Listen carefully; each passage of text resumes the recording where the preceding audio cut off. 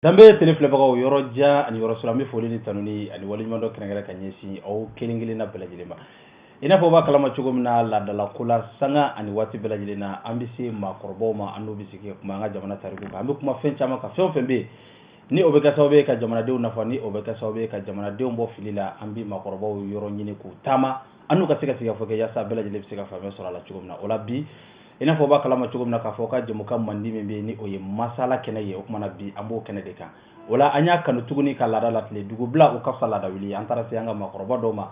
ka hakɛto ɲini k'u fɛ k'u wele ka na an ka kumaso kɔnɔ an n'u ka se ka sigikafɔ kɛ u sɔnna fana ka na kumaso kɔnɔ an n'u ka se ka sigikafɔ kɛ yaasa aw minnu bɛ jamana kɔnɔ ani jamana kɔ kan aw ka se ka bɔ kunnafoni dɔw kalama kunnafoni minnu bɛ yen nɔ ni o dɔɔni bɛna kɛ sababu ɲuman ye aw ni ne ma ka se ka kunnafoni caman di an ma wala bi an bɛna kuma fɛn min kan o ye an ka jamana ɲɛmaa fɔlɔ ani an ka jamana ɲɛmaa kɔrɔ ni o ye Modibo Keyita an bɛna kuma ale de kan n'i ko Modibo Keyita jamana in kɔnɔna na a dogolen tɛ mɔgɔ si la cɛ ani muso denmisɛnnin maakɔrɔba hali ni min maa ye o y'a tɔgɔ mɛn ka sababu kɛ diɲɛ don o don a tɔgɔ bɛ fɔ barokɛyɔrɔ la a tɔgɔ bɛ fɔ dɔnkilidalaw fɛ a tɔgɔ bɛ fɔ yɔrɔ caman nka hali o la Modibo Keyita yɛrɛ ma se ka dɔn dɛ hali bi mɔgɔ caman bɛ a ka baro fɔ kɛnɛma nka n'i y'u ɲininka Modibo yɛrɛ ka lahalaw la u tɛ se ka caman f'i la hali maakɔrɔba minnu bɛ yen nɔ ni Modibo ka waati kɛra u ɲɛna n'i y'u dɔw ɲininka sisan u tɛna se ka fɛn fɔ min bɛna se ka ayiwa jama kɔni nimisi wasa o de kosɔn an y'a kanu bi ka taa se mɔgɔw ma mɔgɔ minnu b'a la n'u bɛ Modibo Keyita dɔn n'u ye jamana in ko caman ye u ɲɛna mɛn dan o ye mɛn tigi la olu bɛna se ka na ɲɛfɔli k'an ye a la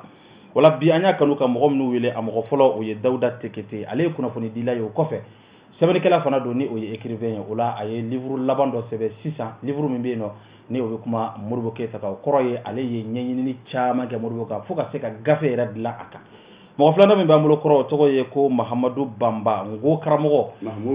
Mahamud Bamba o kumana ale ye an ka cɛkɔrɔba ye o kumana Ngo minnu bɛ yen nɔ Ngo kalanyɔrɔ minnu bɛ an ka jamana kɔnɔ ale y'u ka cɛkɔrɔba dɔ fana ye o kumana an ye ale fana bisimila kumaso kɔnɔna na an n'a bɛna se ka sigi ka masala ka se ka fɛn caman caman fɔ an ye an ka ayiwa tariku kɔrɔ kan o la i n'a fɔ b'a kalama cogo min na k'a fɔ Modibo Keyita a ye san 8 de kɛ jamana in kɔnɔ o san 8 kɔnɔna na o kumana a ye baara caman kɛ san 8 bɛ laban waati min na o kumana fɛn min ye a ka fanga kɔni ye o tiɲɛna fanga minɛna la ka sababuya kɛ o kumana fɛn min ye lakanabaaw ye ni o ye sɔrɔdasiw ye olu dɔw kɔni wulila ka taa coup d'état kɛ a la o kumana coup d'état kɛlen a la o kɛra ka bɛn san 1900 ani san 50 ani san 68 ni o ye le 19 novembre 1968 o kumana sini tɛnɛn o de bɛna bɛn le 19 novembre 2018 o b'a jira k'a fɔ Modibo Keyita bɔlen fanga na o san 50 o dafara coyi o kumana an y'a kanu ka se ka baro kɛ a kan yaasa lamɛnbagaw ani filɛbagaw aw bɛɛ lajɛlen bɛ se ka faamuya sɔrɔ a la cogo min na o kumana an b'a fɔ ɲɛna ko aw bisimila ko kura aw ka kɛnɛ kɔnɔ wala an bɛna kuma di Dawuda Tekete ma a ka foli kɛ ka ɲɛsin an filɛbaga bɛɛ lajɛlen ma minnu bɛ jamana kɔnɔ ani jamana kɔ kan yanni an ka kuma di a ma karamɔgɔ salamu aleykum. Aleykum salam. Kɔri baasi tɛ yen. Tɔɔrɔ tɛ yen. dɔgɔnɔmɔgɔw u bɛɛ bɛ hɛrɛ la. ayiwa i bɛ Danbe télé sanfɛ jamukan min bɛ yen ni a tɔgɔ ye ko masala an b'o de kɛnɛ kɔnɔ an ye i wele bi yaasa an ka se ka sigikafɔ kɛ ka se ka baro kɛ o kumana yanni an da ka don kumaw na i bɛ se ka foli kɛ ka ɲɛsin an filɛbagaw ma. Ni Ala sɔnna. I y'a fɔ cogo min n ka foli kun fɔlɔ a bɛ ɲɛsin aw filɛlibagaw na aw lamɛnnibagaw ma kosɛbɛ ka foli ɲɛsin e yɛrɛ fana ma kosɛbɛ e min sɔnna ka an bisimila bi nin kɛnɛ in kan waasa an bɛ min dɔn Modibo Keyita kan ani a ye waleya minnu sigi Mali kɔnɔ san 8 kɔnɔ ani a minɛnen ka bɔ a ka fanga minɛlen a la sɔrɔdasiw fɛ a tun bɛ lahalaya min na fo kana Ala ka wele s'a ma ka taa an da bɛna se o bɛɛ de ma o de kɔnɔna la an ka foli a bɛ se e fana ma e tɛmɛnen kɔ barabokum an ka foli bɛ se ale ma foliba parce que an kɛlen ka sigi ka hakili jagabɔ kɛ k'a fɔ ko Modibo Keyita ka fanga tiɲɛni sɔrɔdasiw fɛ n'a san 50 bɛna dafa i y'a fɔ cogo min ni Ala sɔnna sini an k'an k'a ma filɛ san 50 kɔnɔna la ko caman fɔra ko caman kɛra olu bɛɛ bɛ mun yira n ye bangeni donc an ka laɲini tɛ fɛn wɛrɛ ye an ni kunnafoni dilaw an k'an bolo di ɲɔgɔn ma fɛn fɛn n'a sɔrɔ o de ye tiɲɛ ye min b'a to dibi bɛ fara ka tiɲɛ yira tiɲɛ min b'a to an ka jamana bɛ se ka nafa sɔrɔ tiɲɛ foli la an ka laɲini o de y'a kɛ an sera man na donc an b'aw fo k'aw waleɲuman dɔn o sira fɛ. O diyara n ye o la an bɛ taa an ka cɛkɔrɔba fan fɛ sisan ni o ye karamɔgɔ Bamba ye Ngo karamɔgɔ an karamɔgɔ salamu aleykum. Kɔri baasi t'i la. ayiwa i bɛ Danbe télé kan bi sɔgɔmada in na an ka jamukan min kɛnɛ kan o tɔgɔ ye ko masala an y'a kanu ka se i ma k'i wele i sɔnna ka na an ka wele jaabi o diyara n ye kosɛbɛ o tuma yanni an da ka don ɲininkaliw ani masala yɛrɛ kɛnɛ kɔnɔ i bɛ se ka foli kɛ ka ɲɛsin an filɛbagaw ma. ayiwa ne kɔni bɛ manumɔgɔw bɛɛ fo n kabakoyalen n'u bɛɛ fo n kabakuyali cogo di karamɔgɔ an bɛ kuma min kunna nin n'o ye Modibo ko ye bon a kɛra komi mɔgɔw sinɔgɔra de o kabakoya bɛ na kosɛbɛ n bɛ cɛ min dɔn n'a tɔgɔ ko Modibo Keyita ale de y'an ka indépendance fa ye o ye Mali ta ye n'a ka di i b'a fɔ Mali Afrique indépendance bɛɛ tun bɛ suma ale de ma ka na Sékou Touré to a la an tun b'a jate cogo min komi denmisɛnw mana kuma olu bɛ Laginɛ ko ni Côte d'Ivoire kan ko fɔ non an b'a dɔn an bɛ Afrique tilebinyanfan in bɛɛ an b'a bɛ kɛ Manden jamana de ye ka bɛn n'a waati cogo ye ka nin waati janba in kɛ bon mɔgɔw hali ne yɛrɛ n yɛrɛ sen bɛ jalaki in na bon ka na kɛ ma se n ye dɔw fɔ a la an ka kumaw la koyi Modibo kan koyi nka tiɲɛ tiɲɛ na n yɛrɛ an ye kuma in daminɛ min kɛ n nana o jalaki yɔrɔ de ye n bɛ Mali min dɔn mɔgɔ sɛbɛnw ye cogo min na kɔni da de Modibo ko in kan nin cogo in na a ye n kɔnɔ fili kosɛbɛ n kɔni n jigi ma tigɛ dɛ mɛ an bɛ se yala o m'o dɔrɔn de fɔ n ka kuma daminɛ la sabu u barala ne yɛrɛ la kosɛbɛ Mali t'o jamana ye mɔgɔw bi yan tiɲɛ tiɲɛ na olu bɛ jamana taacogo kɔlɔsi kosɛbɛ bi se mɔgɔ sɛbɛn jamana la mɔgɔ sɛbɛn minnu bɛ yen a ma fɔ k'a kɛ président ma fɔ k'a kɛ secrétaire mais i ye jamanaden ye o caman jamana taacogo kɔlɔsi kosɛbɛ jamana b'a sen ta k'a da u b'a ye n'a jamana y'a sen kɔsegin a b'a ye n'u y'a taga ɲɛfɛ u b'a dɔn c'est que u b'a dɔn jamana mana hali jɛngɛ dɔɔnin awa a bɛ bɔ olu la de parce que olu yɛrɛ comme jamana yɛrɛ ye u sogo dɔ de ye n b'o dɔn jamana in na nka nin ko ba in sa ka na kɛ tan an bɛɛ sigira ten diɲɛ fo ka na san 50 se karamɔgɔ o ye n kɔnɔ fili kosɛbɛ mais don o don mɔgɔ bɛ taa kalanso de peut-être nin ko in na ne fana bɛ taa kalanso nin na ka dɔn nin ɲɔgɔn bɛ se ka kɛ Mali la nka a ɲɔgɔn in kɔni man di ne ye ayiwa ne kɔni bɛ kuma daminɛ n'o dɔrɔn a diyara n ye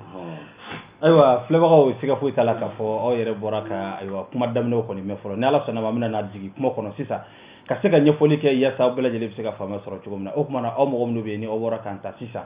an bɔra dɔn na k'a fɔ k'aw bɛ Danbe télé de sanfɛ o kɔfɛ aw bɛ jɛmukan min kan o tɔgɔ de ye ko Masala bi an y'a kanu an bɛna kuma min kan o de ye Modibo Keyita ye wala an bɛna kuma di ayiwa Dawuda Tekete ma kunnafonidila don sɛbɛnnikɛla don ale ka na se ka dɔ ɲɛfɔ an ye Modibo Keyita kan ayiwa monsieur Tekete Modibo Keyita yɛrɛ tun ye jɔn ye a bangena min a bangera san jumɛn na ɲininkali gɛlɛn n'i ko ka kuma Modibo Keyita kan a ma nɔgɔn k'a da mɔgɔ min tun bɛ don a miiri ani a ye waleya minnu kɛ ani k'i bɛ kuma o kan i bɛ hakɛto ɲini fɔlɔ i kana taa don mɔgɔw don gasi la parce que kuma don a ma nɔgɔn Modibo Keyita Mali président fɔlɔ de tun don mais yan'a ka kɛ président ye a bangena du de kɔnɔ a lamɔna du de kɔnɔ a bangena tubabukalo min tubabu san n'u b'a fɔ ma mois de juin n'i ma fili o ye san kalo 6nan de ye o tile 4 san 1000 ani 900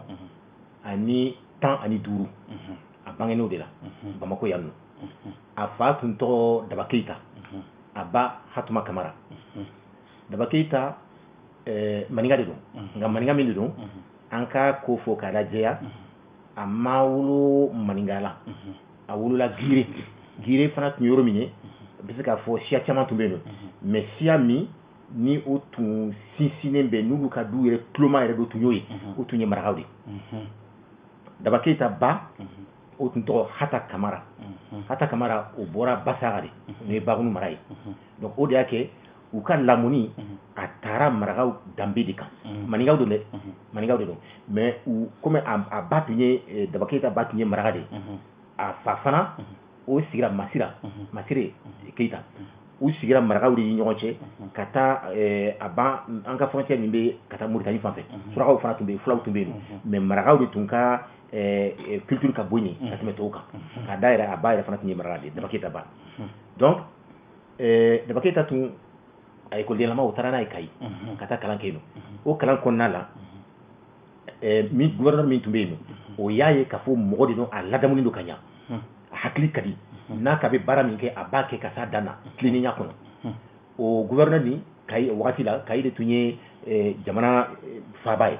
o gouverneur nin ye a ye a ko ni nin tilala kalan na ne t'a bila a ka janya na o de y'a ta ka don baara la ka kɛ commis expéditionnaire ye Kayi yen donc o kɔnɔna la sa fo kana se gouverneur capitale yɛlɛmani Bamako a nana tun bɛ Kuluba ka to Kuluba a ye den fɔlɔ min sɔrɔ o ye Hawa Keyita o de y'a den fɔlɔ ye o bɔra ye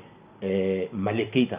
o fana wolola Kuluba yen nɔ Male bɔra yen nɔ Masira o fana wolola Kuluba bon olu wololen kɔ dɛ a yɛlɛmana Bamako dugu kɔnɔna la bon a den fɔlɔ min sɔrɔla Bamako dugu kɔnɔna la o ye Modibo Keita de donc u tun ka ladamuni a ni bi an sera ka o degi gɛlɛya caman bɛ yen nɔ je crois a bɛ nɔgɔya an bolo u tun tilennen don nkalon tɛ tigɛ denmisɛnninw ye a ba yɛrɛ tun bɛ ziiri minnu da u ye c'est pour k'u hakili yɛlɛ k'u kɛ mɔgɔw fɛ k'u danbe dɔn Modibo lamɔna o de kɔnɔna la fo kana kɛ a ye kalan kɛ u y'a don école la a ye kalan kɛ Bamako fɔlɔ bon Bamako yɛrɛ kɔnɔna la ka t'o kalan na yana ka taga Gorée n'o ye école ba dɔ ye o tun bɛ Sénégal il do ka yira k'a fɔ Gorée école karamɔgɔw de tun bɛ lakalan yen nɔ u ka bɔ ka kɛ école karamɔgɔ ye ani minnu ye kalan kɛ Bamako yan nɔ yana ka taa Gorée Tijani Keita tun b'o la Falike Jara tun b'o la n'o ye Naraka ye Mohamed Soumare tun b'o la o fana ye Naraka ye Barima Bokoum tun b'o la o ye Mopti-ka ye Djigi Jabate tun b'o la o ye Kita-ka ye Umar Diop tun b'o la o ye Kayika ye Santara o tun ye Sanka ye bon olu caman an'u ye kalan kɛ u kɛlen ka tila kalan na yen nɔ san 3 o b'a sɔrɔ u ye san 3 kɛ fɔlɔ école fitinin na u nana ka tila ka san 3 kɛ non k'a fɔ u ye san 10 kɛ école fitinin na après u nalen a tilalen kalan na o l'école min de sisan a yɛlɛmana ka kɛ lycée ye n'o tɛ a tun tɔgɔ de école primaire supérieure de Bamako y'a ye donc u tilalen u ye concours kɛ ka taa Gorée Gorée o wagati la a bɛ komi sisan université b'an bolo cogo min mais farafinna tilebiyanfan n'u tun bɛ faransɛw ka mara kɔnɔ olu bɛɛ de tun bɛ o concours nin kɛ ka taa Gorée bon o concours nin kɔnɔna la minnu y'a kɛ Soudan Mali tun tɔgɔ de Soudan min kɛra fɔlɔ ye Modibo Keita de y'o ye Modibo Keita de ye bɛɛ dan mais n'i y'a ta farafinna tilebiyanfan bolofara la minnu tun bɛ faransɛ ka mara kɔnɔ a kɛra 4nan de ye bon a kɛlen 4nan ye u taatɔ la a fa ye conseil min d'a ma k'a kama Modibo i kɛra Soudan fɔlɔ ye n b'a ɲini fɛ n'i taara école nin na i jija i kɛwale ani ka kalan i ka bɛɛ dan a yɛrɛ nalen ka tila kalan na a y'a fɔ a kɔrɔkɛ Male denkɛ ye n'o ye Koma Keita ko a fa kelen k'o f'a ye a taalen yen nɔ a don fɔlɔ fo ka a bɔ école la yen nɔ a fa ka o kumakan tun b'a hakili la effectivement a ye bɛɛ dan yen nɔ a ye bɛɛ dan yen nɔ bon kalan bannen a nana a kɛra karamɔgɔ ye je crois que an da bɛna se o ma a ye karamɔgɔya kɛ Mali la yan nɔ bon fo kana don politique la dɔɔni dɔɔni je crois que taalen ɲɛ an da bɛna se ka ni Ala sɔnna voilà n bɛ min don Modibo la fɔlɔ o ye nin ye o diyara n ye kosɛbɛ o la an bɛ yɛlɛma ka taa karamɔgɔ Banba fan fɛ n'o y'a sɔrɔ farankan b'i bolo ka fara CKT ta kan i ka se ka dɔ ɲɛfɔ an ye farankan min bɛ ne bolo ne b'a fɛ ka n ta ta soubassement de la bon n bɛ Modibo suma mɔgɔ minnu ma n yɛrɛ fɛ bi o ye mɔgɔ 2 ye i b'a dɔn an ka jamana ɲɛmɔgɔ tun ka ca kosɛbɛ Sumaworo tun bɛ yan Makan Sunjata tun bɛ yan Seku Amadu Masina mɔgɔ tɛ se ka ɲinɛ mɔgɔ min kɔ o fana tun bɛ yan o n'a ɲɔgɔnna wɛrɛw nka n bɛna ale ta suma mɔgɔ 2 min ma o de ye Sumaworo Kantɛ ani Makan Sunjata ye komi olu yɛrɛ ka fanga ni Seku Amadu ta tun tɛ kelen ye Seku Amadu ta tun ye diinɛ fanga ye olu ta fanga tun ye an b'a fɔ o ma ko kusɛya a b'a fɔ fɛn ma ko a tɔgɔ di kusɛya ye diinɛ ko t'a la quoi an ka laadala ko kusɛya ye a tɔgɔ bɔra n kɔnɔ tubabu kan de la an ka taa ɲɛfɛ a bɛ tila ka taa voilà kusɛya ye laïcité de laïcité an b'a wele an ka nkokan na ko kusɛya kusɛya kɔrɔ ye k'i da de kusɛ ne k'i bɛ seli n t'a fɔ i tɛ seli bon ni mɔgɔ wɛrɛ ko k'ale tɛ seli n t'a fɔ o fana ma seli bon nka an bɛ hakilila dɔrɔn an bɛ baara kɛ n'o ye a sinsinnen tɛ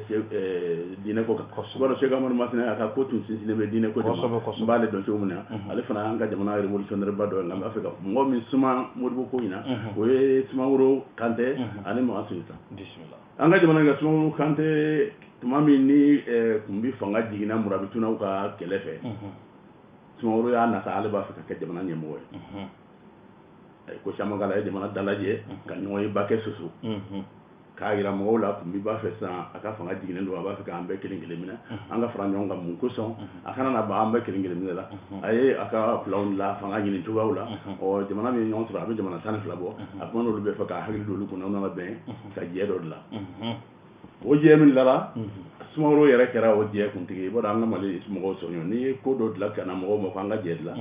a mana dilan b'a fɔ a kɛ e min nana n'a ye n t'a dɔn Mali mɔgɔw b'o kɛ kun min kama b'a fɔ ko e ka k'a kuntigi o y'an sɔn ye Sumaworo kɛra jɛ kuntigi ye jɛ in baara kɛra ka caya Sumaworo nana se baara ma tuma faama n'a b'a fɛ ka jamana baara ani fɛn dɔw de bɛ ɲɔgɔn ye a nana ye o don kɛlɛba la fiɲɛ de ye kɔngɔba ye n'a fɔra ko kɛlɛba dɔgɔdara ni kɔngɔ bɛ yen o bɛ kɛ kɛlɛ fiɲɛ ye kɛlɛ fiɲɛ wɛrɛw bɛ yen mais kɔngɔ de ye kɛlɛba fiɲɛ dɔ ye a nana se ka miiri a ko jamana kɔnɔ surtout ale bɛ taa lawolo min na jɔnko de ka di a mɔgɔw ye mɔgɔ min ta t'a yɛrɛ ye fo mɔgɔ wɛrɛ b'a mara an k'o de ma an ka manden kana ko jɔn o maralen bɛ min fɛ a bɛ fɔ o de ma ko ma a nana ye ko ma de ka ca ka tɛmɛ jɔn kan nka a kɛra komi jamana mɔgɔw kɛlen bɛ ka baara to jɔn dɔrɔn ma ko n'an tora o cogo la a laban an b'a fɛ ka fɛn min kɛ an tɛna se k'o kɛ bon kɔngɔ de bɛna laban k'a tiɲɛ a y'a décidé ka jɔnya dabila pewu Sumaworo ye jɔnya dabila n ye kuma dɔ fɔ yan o don n ko sɛbɛnnilaw dangalen don sɛbɛnnibaliw fana dangalen don sɛbɛnnibali danga yɔrɔ min ye fɛn minnu b'ale kɔnɔ lɔnniya la ale tɛ se k'o sɛbɛn o ye danga dɔ ye sɛbɛnnila fana dangale kabini ale ye sɛbɛn kalan ka bɔ ale ko hakili la ko diɲɛ fɛn bɛɛ ka kɛ sɛbɛn kan ni min tɛ sɛbɛn kan ale ko k'o tɛ tiɲɛ o fana tɛ danga dɔ ye an ka jamana in na ko dama min bɛ yen n'a ma se sɛbɛn kan fɔlɔ o ka ca kosɛbɛ Sumaworo ye jɔnw labila pewu ka tɔnw sigi jɔnya la ko ne baara tora ninnu ma ko an ka jamana bɛna tɛ o kumana mɔgɔ caman na ko yali n'i ye jɔnya dabila a bɛ gan mɔgɔw la bon dɔw yɛrɛ sɛmɛlen bɛ jɔn de la a ye jɔnya dabila k'a kun fana fɔ mɔgɔw ye ayiwa Sumaworo o la ala kɛ u ka jɛ ma ɲa laban na kuma lasurunya u nana laban kɛlɛ ma u ye kɛlɛ kɛ tuma min na ka Sumaworo kɛlɛ 1235 fanfɛla la ka se Sumaworo la bon Sultan nana sigi masaya la u y'ale sigi masaya la a ma sigi ten u ye garaba kɛ u b'a fɔ gara de ma ko Kurukanfuga Gara Kurukanfuga Gara kɛra 1236 la ayiwa bɛn kɛra ka kuwɛraw kɔnɔ kuma la teriya la ka Makan Sunjata kɛ mansaw ka faama ye aw ko ma ko empereur an ko masa ko masa faama minnu ye roi ye olu ye masa ye bon masa tɔ bɛɛ k'ale ko olu ɲɛmɔgɔ ye bon ale fana nana aw sigira kuma kunna tuma min na u b'a fɛ ka jamana sigi k'ale la a ko n fana tun b'a fɛ ka jɔnya de dabila a ko nka n kumakɛ ɲɔgɔnw kumacogo kosɔn an bɛn'o to kɔfɛla la a ko bawo kuma kɛra Sumaworo ka kiiti ka tuma min na a jalakira sɔn kelen min ka ca ni kuma bɛɛ k'o de ye jɔnko kuma ye ne fana bɛna n yɛrɛ kɔlɔsi o la n tɛna jɔnya dabila ko nka an b'a ɲini aw fɛ an ka jɔnya juru yogon kosɛbɛ gɛlɛya min bɛ jɔnko la k'a juru yogon jɔnya juru yogon o cogo la bi bi in na ni jɔn bɛ mɔgɔ mɔgɔ bolo f'i k'a dɔn fɔlɔ ko mɔgɔ don jɔn mɔgɔ don i b'a minɛ mɔgɔ minɛ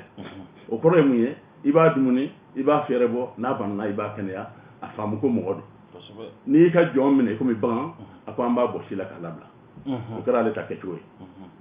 ayiwa a kuma ka gɛlɛn nka tiɲɛ kuma de don a ye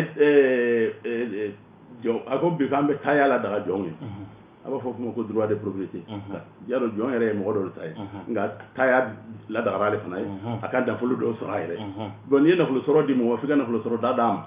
a ye tile 2 di jɔn ma o don o tile 2 in de tɔgɔ ko jɔn ka foro sɛnɛ don jɔn foro sɛnɛ don tile 2 dira jɔn ma o tile 2 min dir'u ma o musaka b'a yɛrɛ kan yadɔ dɔgɔkun ye tile 7 ye 2 dira jɔn ma tɔ 5 tora maaw bolo sa olu b'o tile 2 baara o fɛn bɛɛ y'u ta ye donc o droit de propriété jɔra jɔnw ye o don ka sabatiw kan ka jɔn fana dan mɔgɔ kelen ma k'a fɔ an tɛ se ka adamaden mara ten ka continuer k'a mara f'a kɔfɛ la an tɛ se k'o kɛ mɔgɔ kelen min mana minɛ i fɛ kɛlɛ la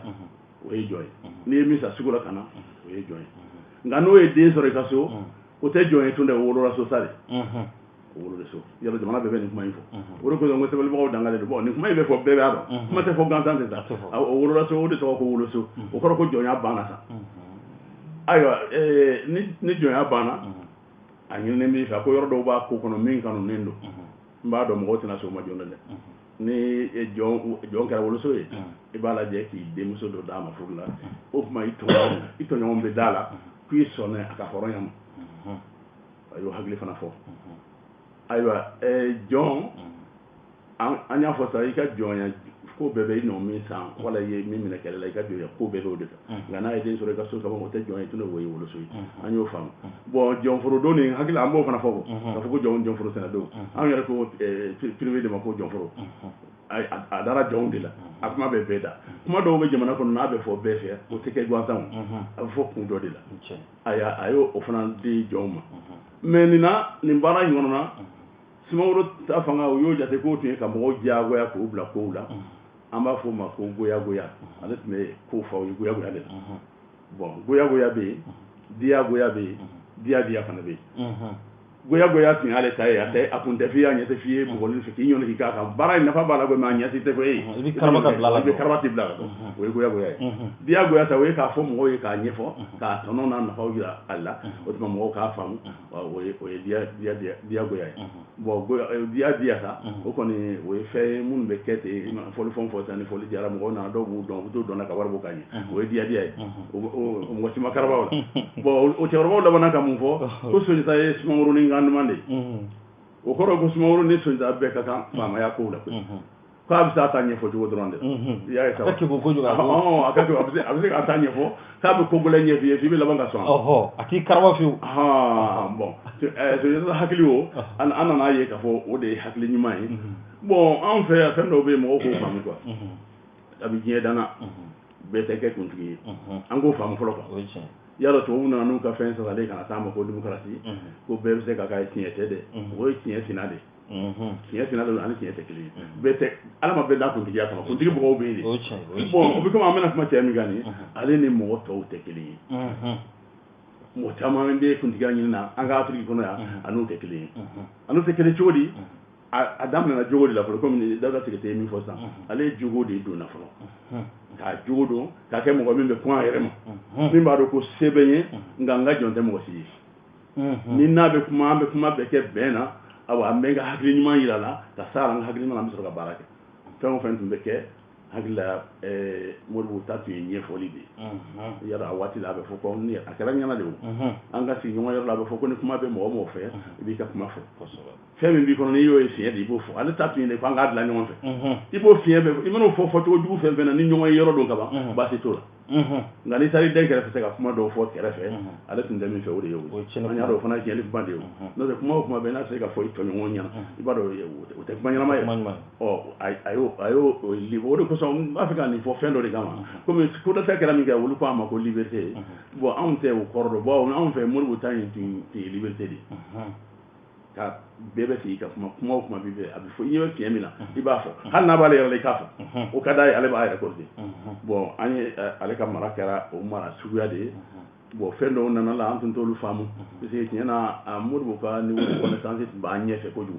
ma ñefe jamana ko la aduna bon aw dun kara mo non dem wote be bon fana yala ko ju bayde aw kara mo non may am ñefe yu la ante tika ni famu bon yaro lu nana fa yade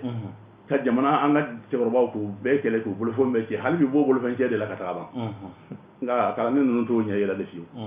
ko masoro ye fendo sorana wode ko ka kando anda wi kando anda kan ye fen bayde kala ngol ko problem ni gama ko ni kango de kandu mame pour bon nan fendo ko socialisme amma men mafi anya ma la ko socialisme anya do mo ay muni wolu de willa ka kele ka fo anya ko socialisme ko rode ko bebe dala je du do kono ko daga si ko abe to bi ke wi wolu anya wolu mi banya lolu anya ko to me abo mi nete mais mo do yera na ka mo kantu da fi ko bi sika socialisme fo anya ko to yeli tuam na na ngo kalanta nen na ngo kalanta nyam na ngara mo ka livre do kono ko socialisme ko rode ko de nyona mo ka mo de nyona yaro ne to nya fara mo rubuti la ka je ya antu men famu ne pete on yela tigi to de nyona yo ko so ba tigi to de na turate hal ne mimbe anga kuma fo abina fa ko socialisme ye femi ye mo sitaba yaro do yala to kangala ma chay ko men to janganga tiga to kan ko o yoro nu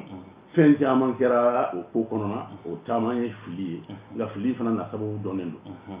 kala be getu kandela kuma be kan to kandela jama famba to me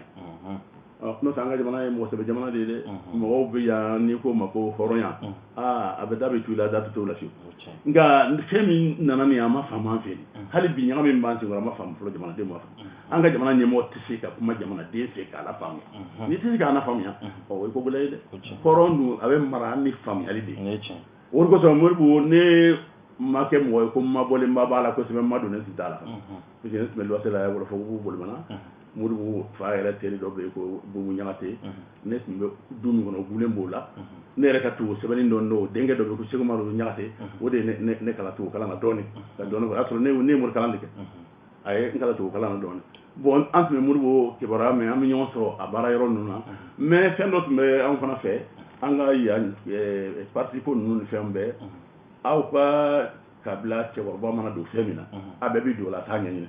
an ka cɛkɔrɔba de tun ye Alaji Dawuda Sakɔ ye Alaji Dawuda Sakɔ tun ye RDA de kabila ale donna RDA la an bɛɛ donna a nɔfɛ an ma ɲɛ wɛrɛ ɲini koyi ne yɛrɛ fɔra dama n ye RDA de nka n y'a sɔrɔ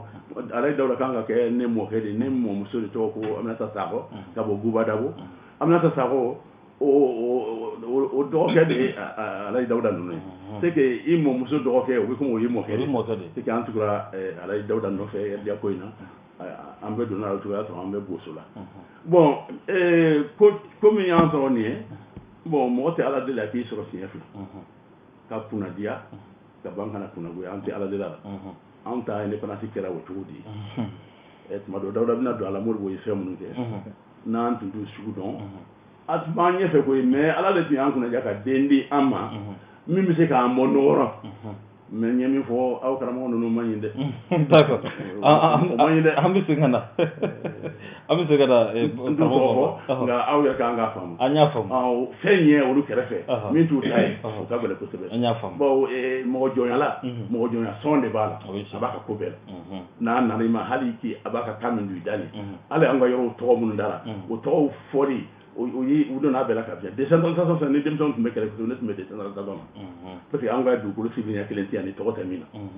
mais an tun b'a baara tuma min na tuma dɔ la ne n'u bɛ gan ɲɔgɔn na tɔgɔ ninnu kosɔn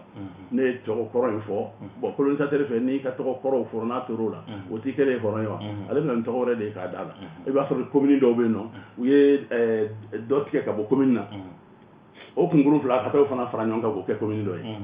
an ko nafa t'o la bari sabu n'i ko sabu Jitumu an fɛ a dɔnnen don a dan dɔnnen don mɔgɔ si an bɛ a dɔnnen don mais u ye Jitumu fila ye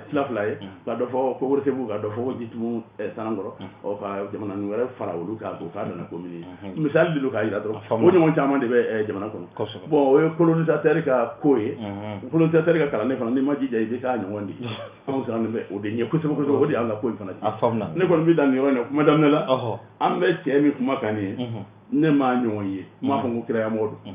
mais adamaden ni jogo kɛra kirayamɔgɔ jogo ye o ye koba ye dɛ kosɛbɛ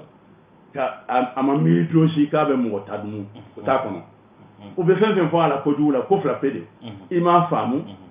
walama a lakalibagaw y'a lakali k'a juguya a tɔɲɔgɔnw y'a kɛ a juguyara an m'a fɔ tɔɲɔgɔnw bɛɛ ka jugu dɛ olu n'a jɛra ka baara ninnu kɛ a tun b'olu fɛ fana de kosɛbɛ a tun bɛ se k'olu sen bɔ a sen na a ka faamaya kɛ n'a ma sɔn ayiwa an bɛ kuma la cɛ min kan an k'a faamu fɔlɔ ko a bɔli fanga la k'o san 50 se k'an ka jamana yɛrɛ sigilen to ka bɛɛ da delen bɛ o ye ne bana kosɛbɛ dɛ ala kana o ɲɔgɔn k'an ma amina yarabi ayiwa hali bi an bɛ aw ladɔnna k'a fɔ an bɛ danbe tele sanfɛ an bɛ kɛnɛ min kan o ye masala kɛnɛ ye bi an kɛmɛ ka mɔgɔ fila bisimila an bolo kɔrɔ yan mɔgɔ minnu b'a la n'olu bɛna an n'u bɛna jɛ ka masala yasa ka se ka kuma an ka jamana ɲamakɔrɔ Modibo Keyita kan ka sababu kɛ ale bɔlen kɔ fanga la an filɛ o san 50 de dafali la ten coyi ka sababu kɛ kumana a ka fanga bɔsira la ka bɛn san 1998 ani san 68 ni o ye le 19 novembre 1968 o kumana an sera le 19 novembre 2018 ma o b'a jira k'a fɔ san 50 dafara o kumana an y'a kanu tariku do kokɔrɔ do ko minnu bɛ n'o kɛra jamana in kɔnɔ yan wa a kɛra mɔgɔ minnu ɲɛna fana u bɛ jamana in kɔnɔ yan u caman o kumana an y'a kanu ka se a dɔw ma a n'o ka se ka sigi ka fɔli kɛ o kumana Dawuda Tegete i ye kunnafonidila ye o kɔfɛ i ye sɛbɛnnikɛla ye i ye livre laban min yɛrɛ bɔ o bɛ kuma Modibo Keyita kan o kumana an bɛ fɛ ka dɔn Modibo Keyita yɛrɛ hakilila jumɛnw de tun bɛ a la farafinna ka taa ɲɛ na Mali ka taa ɲɛ na a tun b'a fɛ an ka taa bolo jumɛnw de kan bon Modibo Keyita tun b'a fɛ an ka taa bolo min kan bolo jɛlen de tun don bolo jɛlen don parce que ale na cogo fanga la a m'a ɲini dɛ mais a ka hamina ko ani a ka laɲini ka an bɔ jɔnya juru la an ka kɛ an yɛrɛ ye n'an bɛ fɛn fɛn kɛ an k'an jigi da Ala kan k'an jigi da an yɛrɛ kan fɔlɔ plutôt k'an ka taga a ko laɲini kɛnɛmana la a ka baara bɛɛ kɛra o hakilina de kɔnɔ Mali ani farafinna ani diɲɛ jamana bɛɛ fɛn fɛn ni tɔɔrɔya b'u kan a ka laɲini tun y'o de mɔgɔ i mana kɛ fɛn fɛn na i ka da Ala la i ka da i yɛrɛ la n'i y'o kɛ a ka ca Ala fɛ i ka laɲini a caman bɛ sabati donc effectivement o de tun y'ale miiri cogo ye an tɛna don a nana politique la cogo min an tɛna don o bɛɛ la mais a kɛlen ka kɛ ɲɛmɔgɔ ye n b'a f'i ye a m'a jagoya dɛ a m'a forcer Modibo ye fɛn fɛn kɛ a bɛ fɔ min ma nanzarakan na ko consultation populaire c'est-à-dire ka jama ka hamina ko dɔn ka jama ka laɲini dɔn a ka ko bɛɛ a y'a kɛ ka da o de kan o de y'a kɛ jama dara la fo kana fanga d'a ma y'a mɛn donc o laɲini kɔnɔna la n'an b'a ta mali yɛrɛ kɔnɔna ma fɔlɔ a ye san 8 de kɛ fanga la o san 8 kɔnɔ a ye mun faamu a y'a ye k'a fɔ ni an b'a fɛ ka fɛn fɛn kɛ an ka jamana kɔnɔ ani afiriki kɔnɔ ni an ma mɔgɔw sɔn hakili kura la k'u hakiliw yɛlɛma nazaraw ye hakili jugu min don an na k'an na tigɛ an yɛrɛ la ka kɛ komi n'a sɔrɔ ni olu tɛ an tɛ fosi k'a sɔrɔ olu bɛ fɛn fɛn sɔrɔ la a sun bɛɛ bɛ bɔ anw de bara tant que a ko an ma mɔgɔw hakili yɛlɛma ka taa o sira fɛ an bɛ fɛn fɛn ɲini an t'a sɔrɔ y'a mɛn donc o de hukumu kɔnɔna la a ka baara fɔlɔ kɛra min ye ka kalansow yiriwa ka hakilina kura don kalan y'a mɛn o de kɔnɔna la an tun bɛ indépendance ta tuma min an ka jamana tun tɔgɔ de Sudan Sudan n'i ye ekɔlidenw minnu bɛ don ekɔli la n'i y'u kulu sigi minnu si sera ekɔlidenw ma n'i y'u sigi kulu 100 wolonwula dɔrɔn de tun bɛ taa ekɔli la mais ale nalen ale ye baara kɛ ale ma baara kɛ a kunfɛ o u ye baara kɛ a n'a baarakɛɲɔgɔnw u ye jamana yiriwali u y'a kɛ k'a da kɛcogo de kan n'u b'a fɔ ko plan quinquennal san 5 baara min kan ka kɛ jamana nafasɔrɔ sira bɛɛ la ko o fɛrɛfɛrɛla ka kuma kan u ni jamanadenw k'u labɛn ka musakaw ɲini baara bɛ kɛ ni min ye wasa o ka sabati donc a ye baara bɛɛ kɛ n'o de donc o de plan quinquennal kɔnɔ a daminɛna plan quinquennal daminɛna le 18 octobre 1961 mois d'octobre tile 18 san 1961 plan quinquennal lancera o de la bon a banna 1966 bon o san 5 kɔnɔ baara minnu kɛra domaine minnu na n bɛna n da la s'olu ma dɔɔni donc comme n y'a f'i ye cogo min a ko fo baara de kɛ ka mɔgɔw hakili ka ekɔlisow yɛlɛma ka kalancogo yɛlɛma min b'a to an bɛ da an yɛrɛ la an b'an yɛrɛ dɔn a ko parce que an yɛrɛ b'a fɔ tuma bɛɛ kabila bɛɛ bɛn n'o ma ka fɔ ji dɔn so dɔn yiri dɔn yɛrɛ dɔn de ɲɔgɔn tɛ donc ale ka laɲini tun y'o de ye bon o kɔnɔna la a ye mun kɛ tubabukan na a bɛ fɔ min ma kalan yɔrɔ fila siraba fila de don accès k'a dayɛlɛ mɔgɔw ye qualité k'a ba yɛlɛma ka kɛ kalan ye min bɛ mɔgɔw ka haminako n'u ka laɲiniw sabati donc accès domaine la n'o ye ka kalan dayɛlɛ mɔgɔw ye n y'o de f'i ye an tun bɛ indépendance ta tuma min n'i ye denmisɛnninw bɛ taa ekɔli la n'i y'u sigi kuru 100 wolonwula dɔrɔn de tun bɛ taa ekɔli la mais san 5 in kɔnɔ plan quinquennal la 1966 ale nana ka se ka kɛ n'i ye denmisɛnnin kulu sigi 100 23 olu bɛ taga ekɔli la y'a mɛn donc o kɔnɔna la a y'a ye k'a fɔ n'i ye kalan kun fɔlɔ kɛ a ye kalan kɛcogo yɛrɛ yɛlɛma k'a kɛ école fondamentale ye donc san 9 i bɛ kalan kɛ n'i ye kalan kɛ o san 9 mana kɛ dafara i bɛ diplôme dɔ kɛ u b'a fɔ ma DEF y'a mɛn bon n'i ye DEF sɔrɔ i bɛ taga kalanso min na u b'a fɔ ma lycée enseignement secondaire bon pour que comme mɔgɔw dontaw école la u cayara donc a ye lycée caman dayɛlɛ a ye lycée minnu yɛlɛ n b'u n'olu dɔ f'i ye lycée Asia ale de y'a yɛlɛ a yɛlɛ n'ale tile de la lycée technique a yɛlɛ n'ale tile de la lycée de jeunes filles a yɛlɛ n'ale tile de la lycée Bouyagi Fadiga a yɛlɛ n'ale tile de la le centre de formation professionnelle n'u b'a fɔ ma CFP Soumaoro Kanté a yɛlɛ n'ale tile de la le cours secondaire Prosper Camara n'u b'a fɔ ma lycée Prosper Camara a yɛlɛ n'ale tile de la ani musow ka an danbe dɔn an ka tobiliw ni an ka finiw bɛ laban cogo min a y'o don dayɛlɛ Segu n'u ko ma ko l'école normale d'enseignement technique féminin à Segu ani Badalabugu lycée ɲɛ bɛ Badalabugu lycée n'u y'a yɛlɛma ka kɛ faculté san ale de y'a jɔ a kɛra ale tile de la ani école normale secondaire bon ani Banakoro lycée Marikala lycée Sevare lycée ale de ye nin bɛɛ yɛlɛ nin bɛɛ kɛra ale de tile la y'a ye bon an tun bɛ indépendance ta tuma min kalansobaw n'u b'a fɔ ma école supérieure o si tun t'an fɛ yan nɔ o si tun t'an fɛ donc ale nalen de san 5 nin kɔnɔ san 5 nin kɔnɔ n'u b'a fɔ ma ko plan quinquennal o kɔnɔna la a ye yanni da ka so ma fɔlɔ hali ESICA n'u b'a fɔ ma école centrale d'industrie de commerce et d'administration ale de y'a projet dilan 1967 mais a tun bɛna dayɛlɛ tuma min u ye fanga minɛ a la donc a yɛlɛnna le 29 octobre 69 mais ale de y'a projet kɛ ESICA nin donc olu bɛɛ labɛnna ale tile de la ani école secondaire de la santé an tun fɛ yen nɔ fɔlɔ tubabu tile la sage-femme tun tɛ former Mali la sage-femme tun tɛ yan foyi muso minnu bɛ musow lajigin ale de école secondaire de la santé dayɛlɛ en 1962 pour que muso minnu bɛ musow lajigin sage-femme u ka former ale de y'o bɛɛ kɛ i y'a ye donc o bɛɛ kɛra yen tile la alors après i ye min fɔ kalansobaw n'u b'a fɔ ma ko école supérieure a tun bɛ na fanga la tuma min Mali la o si tun tɛ yan nɔ donc a ye minnu ɲini plan quinquennal nin kɔnɔna la ka taa 61 ka taa bila 66 a ye école nationale d'administration ale de y'a dayɛlɛ école nationale des ingénieurs n'u b'a fɔ ma ENI a yɛlɛnna ale tile de la école normale supérieure a yɛlɛnna ale tile de la IPR de Katibugu a yɛlɛnna ale tile de la école de médecine a y'o biriki fɔlɔ da en mars 1968 mais a tun bɛ yen tuma min o y'a sɔrɔ fanga bɔra a bolo école militaire interarme Kati an ka sɔrɔdasi ɲɛmɔgɔ bɛ former yɔrɔ min ale de y'a dayɛlɛ donc nin bɛɛ y'a ka laɲini ye pour que k'a dɔn ko mɔgɔ si tɛ se ka taa ɲɛ n'i ma kalan ale bolo kalan tɛ dɔrɔn k'a fɔ an ka tubabu kalan kɛ dɛ mais an ka yɛrɛ dɔn kalan donc a ka baara bɛɛ tun bɛ ɲɛsin o de ma bon maintenant o ye minnu ye nazara école ninnu o t'a fan ye a ye bayɛlɛma min donna o y'o ye mais a ma dan o ma a ko togodaw la an ka togodaw la denmisɛnnin caman bɛ yen u tɛmɛna école don kan donc a ye mun ko la a ye baaraw dɔw dayɛlɛ u b'a fɔ ko service civique o service civique ninnu olu tun sinsin bere ye a bɛ fɔ min ma ko centre d'animation rurale o centre d'animation rurale nin plan quinquennal nin kɔnɔna la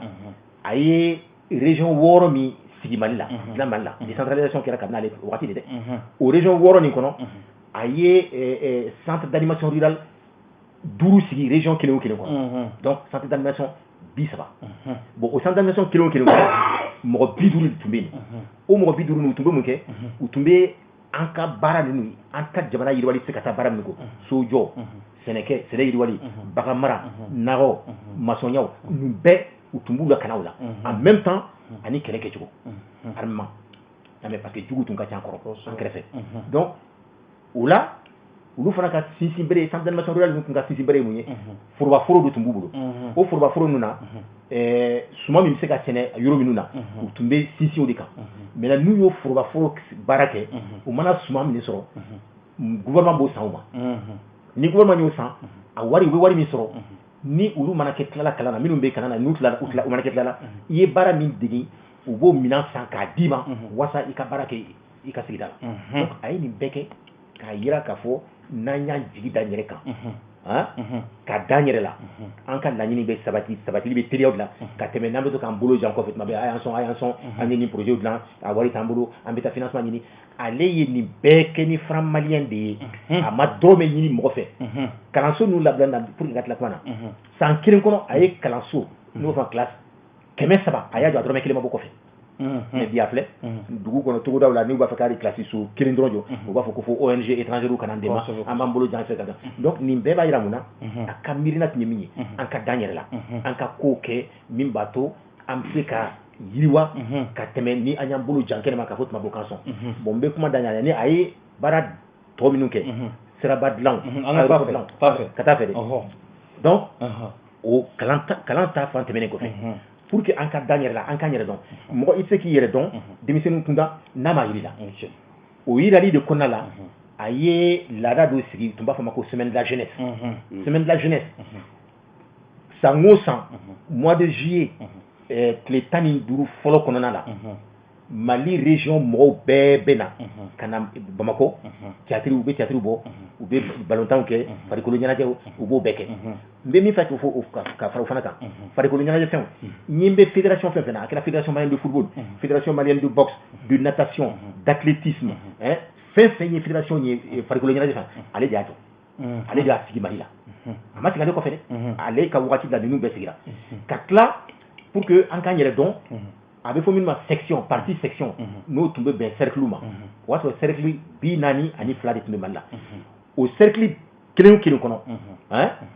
théâtre troupe tun bɛ yen nɔ u bɛ ɲɔgɔn dan kɛ u ka région na minnu mana ɲa région b'olu ta dɔw ka dɔnkili dɔw ka dɔn dɔw ka théâtre pièces u b'u ta k'u kɛ kelen ye région bɛ na compétition kelen de Bamako san o san o y'a to mɔgɔw hakili yirinna an y'an yɛrɛ dɔn an y'an ka ko kɔrɔ caman bɛ yen denmisɛnninw tun tɛ min dɔn u y'o dɔn denmisɛnninw ye ɲɔgɔn dɔn fana n'i tun kɛra fonctionnaire ye n'i ye i tilala kalan na n'i ye kayika de i bɛ taga Kidal Gao Tombouctou mɔgɔ si tun tɛ baara daminɛ fɔlɔ i bɔyɔrɔ la o bɛɛ kɛ kun tun ye mun ye an ka ɲɔgɔn dɔn an tin ka don ɲɔgɔn na an ka kow to ɲɔgɔn ta la bon ale ye nin bɛɛ sabati bon a y'a ye k'a fɔ o fana se ka kɛ ni siraw ma don duguw ni ɲɔgɔn cɛ plan quinquennal fɔlɔ kɔnɔ san 5 fɔlɔ kɔnɔ ka taa 61 kana bila 66 an tun bɛ indépendance ta sira goudronné o b'a fɔ ko goudron o tun ye kilo 370 dɔrɔn de mais san 6 nin kɔnɔ ale y'a kɛ kilomètre 1000 ani 600 alors que indépendance tuma kilomètre 370 la tun don mais san 6 kɔnɔ ale y'a latɛmɛ ka kɛ k'a ta par exemple Bamako yan nɔ fo an ka frontière la ani Côte d'Ivoire frontière la ale de y'a goudron da pour qu'an ka se ka taa ka fɛnw sɔrɔ an ka fɛnw ta Dakar Sénégal Côte d'Ivoire port la ka na n'u ye o kɔnɔna la a ye laɲini kɛ Alimanw fɛ camion belebele minnu b'a fɔ remorque baw minnu bɛ taa an ka fɛnw ta Abidjan port la ka na a 300 camions coupe a y'o sɔrɔ ka miliyari 3 sɔrɔ dugu la ka garage administratif ni yɛlɛ pour que mobili ninnu bɛ to ka taa ni min bɛna tiɲɛ u bɛ to ka maintenance kɛ n'a ye a y'o kɛ donc sira min k'a bɔ Bamako ka taa Mopti ale de y'a goudronné ka bɔ Sikasso ka na Kucala pɔnba min tun bɛ yen n'u b'a fɔ Kuoro bon nɛgɛma in ale a jɔra ale tile la ka tɛmɛ Kucala la ka taa fo Kuri ale de y'a goudron bɛɛ da Sikasso Kucala Kuri Bamako Mopti Bamako frontière Zégoua avec la Côte d'Ivoire ale de ye nin bɛɛ jɔ ka tila a y'a ye k'a fɔ bon o si t'a bɔ pour que an ka don ɲɔgɔn na sira dɔrɔn duguma sira dɔrɔn tɛ yen nɔ fo sira wɛrɛw yen nɔ an bɛ se ka minnu labɛn min b'a to an ka taa ka segin bɛ nɔgɔya an ni ɲɔgɔn cɛ ani an ni kɛnɛmala cɛ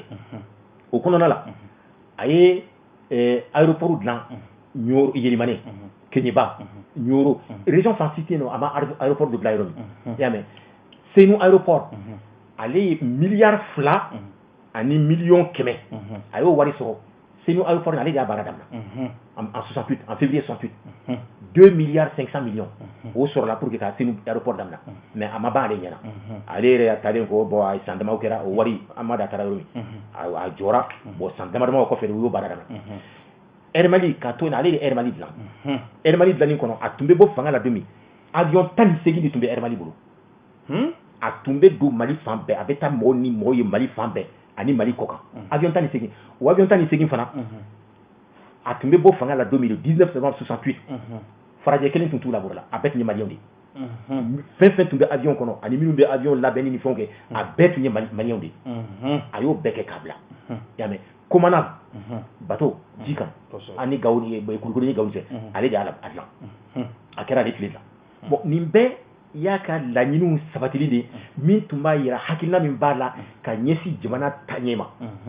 et puis a y'o kɛ hɔrɔnya de kɔnɔ a m'a bolo jan yɔrɔ si k'a fɔ a ye nin di ma n'an ma nin di ma n tɛ se ka kɛ a ye nin bɛɛ kɛ ni franc malien de mais bi franc CFA b'an bolo a bɛ cogo di est ce que an sera ka nin ɲɔgɔn kɛ est ce que an sera k'a la taɲɛ bon donc n bɛ kuma dan nin yɔrɔ in na fɔlɔ yanni an kana se a tɔ ma kɔfɛ i ka kuma in kɔnɔ karamɔgɔ Bamba da sera yɔrɔ dɔ ma a ka kuma daminɛ na a ko k'ale maloyara tiɲɛ yɛrɛ la an bɛɛ ka kan ka maloya sa mais e yɛrɛ bɔra ka kuma minnu fɔ sisan k'a fɔ san 8 kɔnɔna na san 6 kɔnɔna na Modibo sera ka nin bɛɛ kɛ est ce que mɔgɔ bɛ an bolo bi min bɛ se ka nin ɲɔgɔnna kɛ wa mun y'an faga dɛ ayiwa tigɛtɛ ye minnu fɔ nin ye i b'a dɔn a b'a kuma bɛ fɔ de a bɛ fan fɛn dɔw kun a bɛɛ se ka ɲɛ hali sojɔ sɛma ninnu min kɛ yala a bɛɛ y'ale ka baara de bon k'olu jɔ o jɔli t'a la koyi ale yɛrɛ ta t'a la a ka foyi t'a la a b'a jɔ jamana de ye ale ma fɛn ta a ma kelen t'a la o y'a kabako yɔrɔ ye nin kabako ye c'est que a tun bɛ baara kɛ a ye mɔgɔw de fisaya n'a yɛrɛ ye Modibo ye mɔgɔw de fisaya n'a yɛrɛ ye k'a dɔn ko ale bɛ mɔgɔw de ka baara la bon n ye kuma min fɔ sisan ne ye ka kuma daminɛ ni Sumaworo min ye a ma tila ka Sumaworo tɔgɔ fɔ sisan k'a fɔ yɔrɔ formation bɛ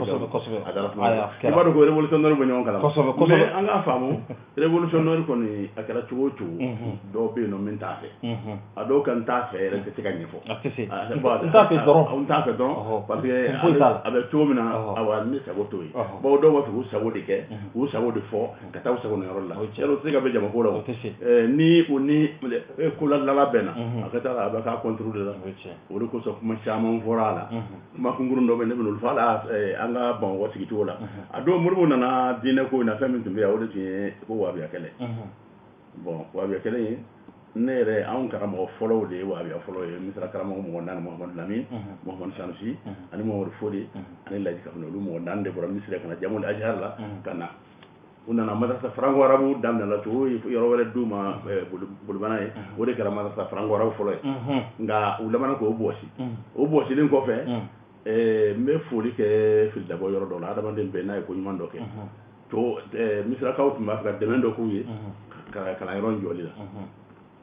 bon fil dabo nanu wele ka fuye ko misra ba fa demendo ka wi na ya bolo de nay ngoro o yaw tali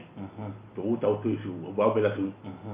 akadi ne to yaw nyiga ko misra ka ba fa ka de ay de na ko ma de ne moti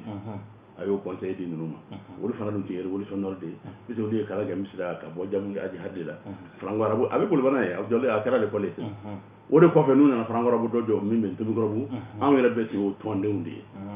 nere ngoyi o kala ngandila donc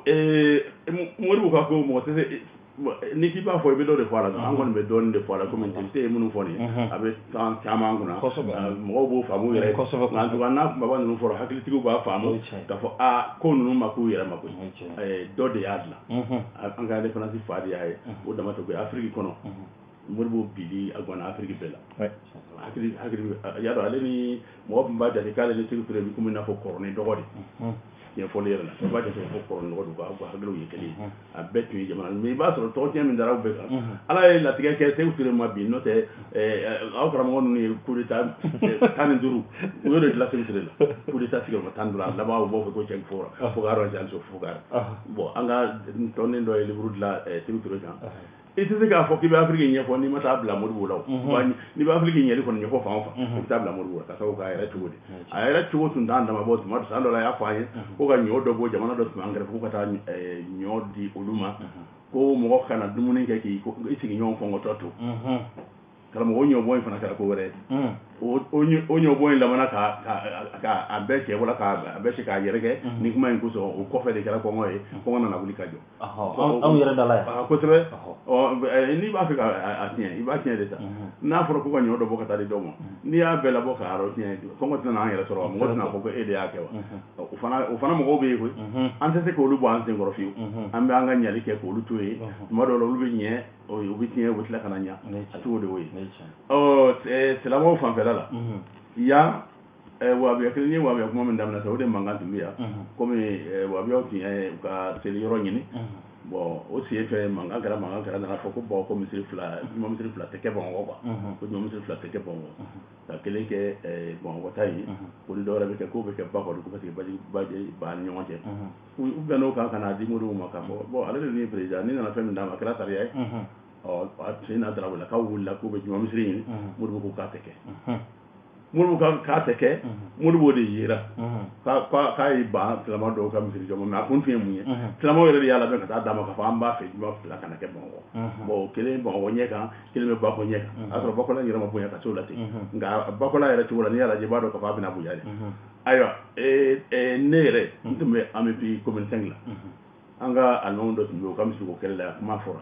ne ko mango ukoko fama do tumbe akoko ko mango ay akana kuma fota ta poro ni be kuma tiere ka halna da ka boyere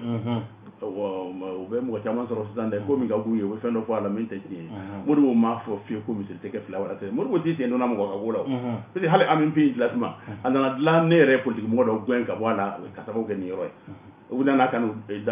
tesiri misiri ko ne ko mai timbo ala politique mo de ni ma dabla ne be wuli no fe be gwen ka bi place la politique bla wu dabla pe ya ko utun de kele abu sey mo ka bonga fo ka bi daru islam ka ko la ko misiri be ke fly wala so be ko fam ko te ti we ga la wu ya la de ka ta dam ka fo amba fe da ka keta mo ko na aw min bala na ko ba fete ne fana so na ma nyala mi travel sara jumo nyino de la naiba dira ko bi ya ko be kan ya esa o yoro nunu ka ca ka kula ko so mo yere be ko la kana dama ala bu de mala na ke kama ku sago yi la ka bi da akone ado mo ma nye ko ju ne ko na fiemi yana ado jamana kala kala man ca yana mo do ma nye fe aw kara mo nunu fana ka ju ne ko e bi jala ki bi aw ngam na aw kara mo do ne mo kala ndende aw fara mo kala de o net ba fe komi tuye ni ka ko ay komi ke Mali kono ani Afrique bon ni ko farafina o be anka Afrique du Nord a wote ka bala mais ale dunya Afrique be de farafina be de ko de ka dam ga misali folo re minye Algérie tun b'a ka indépendance ka san min 1962 Gao min bɛ Algérie président ya la sisan Abdelaziz Bouteflika Modibo de y'o bisimila Gao ka fɛɛrɛ bɛɛ tigɛ n'u b'a fɔ ma le front sud du mouvement de lutte armée du Front de libération nationale de l'Algérie au front sud ni a base tun bɛ a état-major tun bɛ Gao de Modibo ka yamaruya de kɔnɔ n'i y'a yɛrɛ fédération du Mali nin cira en août 60 a tira k'a da a sababu dɔ kɛra o de Modibo ko fo ka dɛmɛ de don Algérie la o y'a sɔrɔ Algériens bɛ kɛlɛ la pour que k'u ka indépendance ta marifatiw ni Français bɛ marifati la ɲɔgɔn Modibo ko fo u ka dɛmɛ o tun man di Senghor ye i y'a ye o ye kɛlɛ kun dɔ ye min y'a to fédération cira donc Modibo ye Abdelaziz Bouteflika bisimila Gao ka fɛn bɛɛ k'a ye marafa o y'a sɔrɔ se min bɛ Faransi a tun tɛ an ka jamana ninnu si ye donc a ye marifa tun bɛ se ka bɔ fan fan fɛ ka na se Algérie kɔnɔna la Français y'o datugu Modibo de ni Sékou Touré bɛnn'a la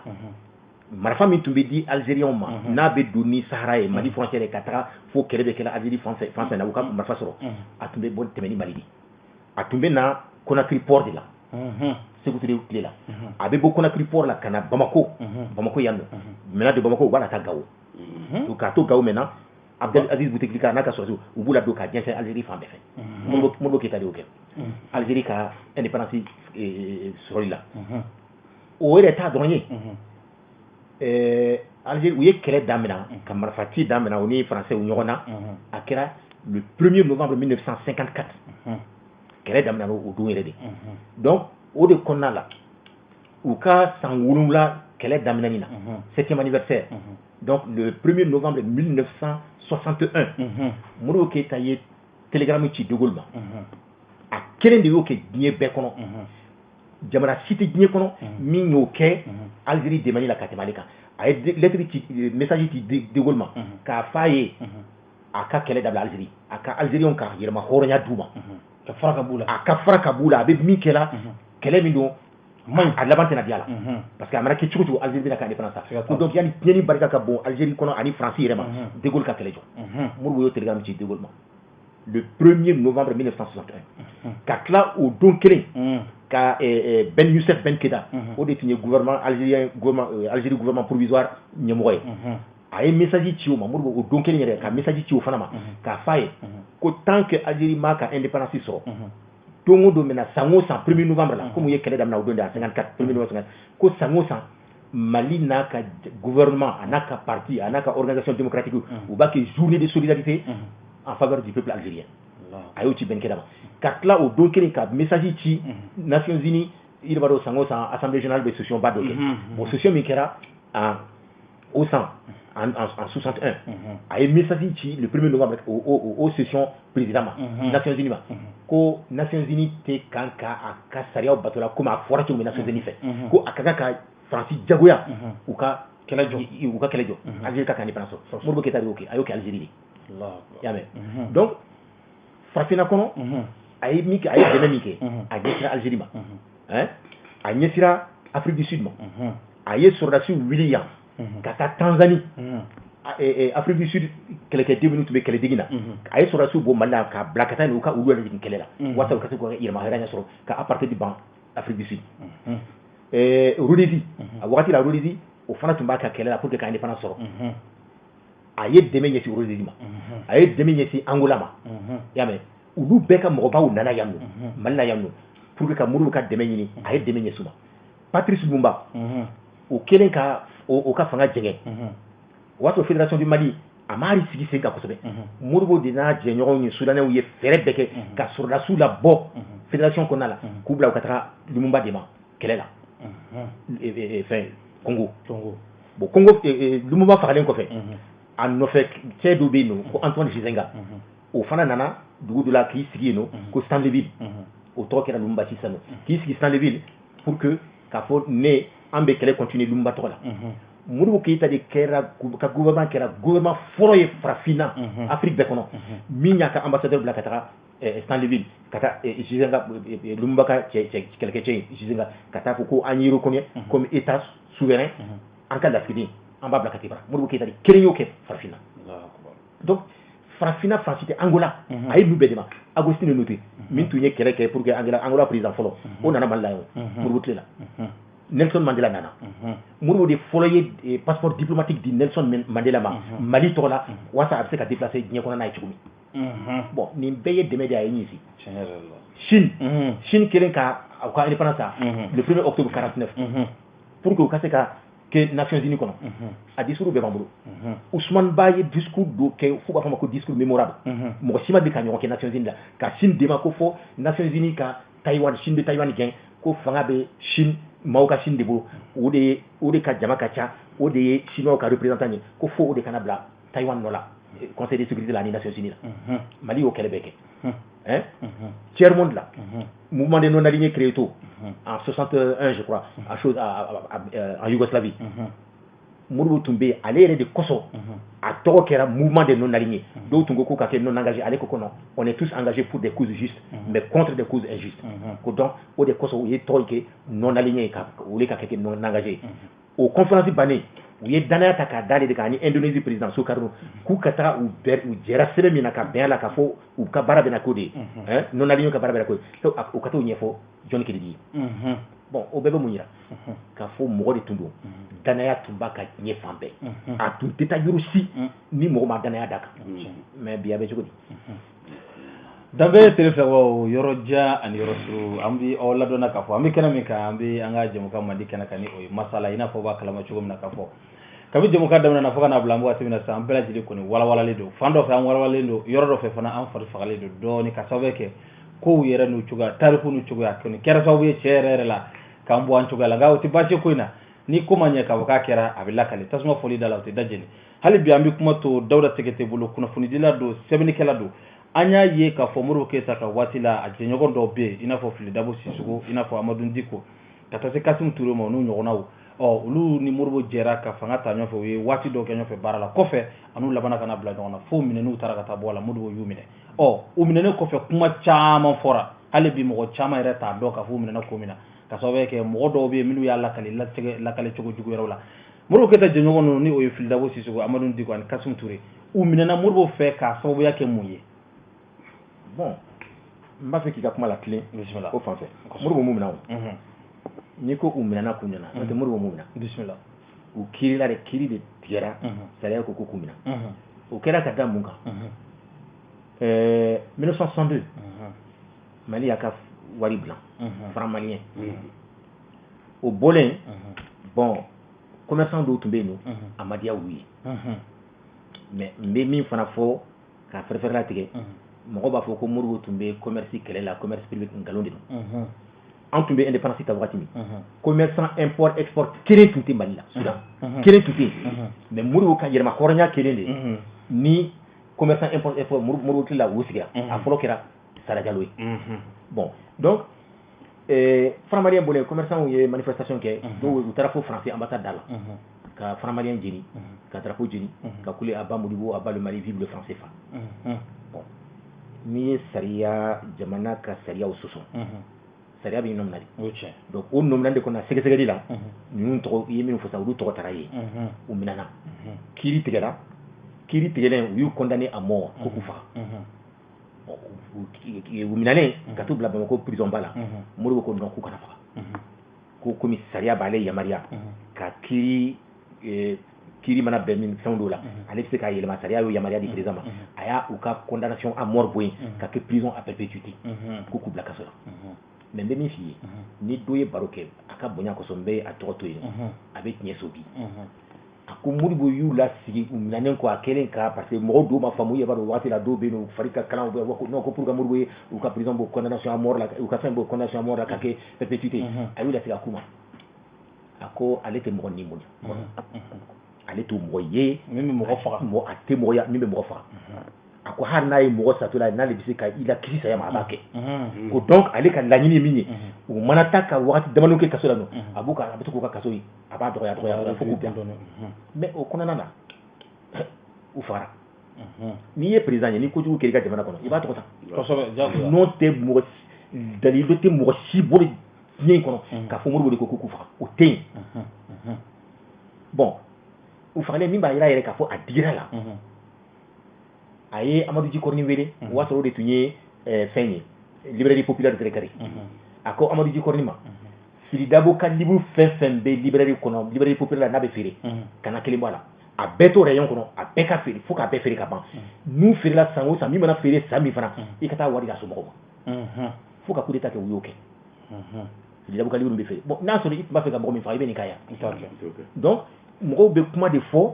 min sun t'u bolo i y'a mɛn n'o tɛ min b'a yira yɛrɛ k'a fɔ Modibo tun bɛ siran ni bɔli ye Modibo ka mɔgɔ ye ale jɔlen ɲɛna k'a fɔ i ni bɛna to a la a b'a ni fɛ a misali ye mun ye k'a to kalan na Gorée cɛ dɔ tun bɛ yen nɔ u tun bɛ kalan na ɲɔgɔn fɛ o tɔgɔ ko Émile Darlin Zensou o fana kɛra Dahomey président ye sen dɔ fɛ san dɔ la o y'i fili ji kɔnɔ k'a bɛ i nɔ u kelen damaw bɛɛ tun bɛ jɔlen bada la yen nɔ kɔgɔjida la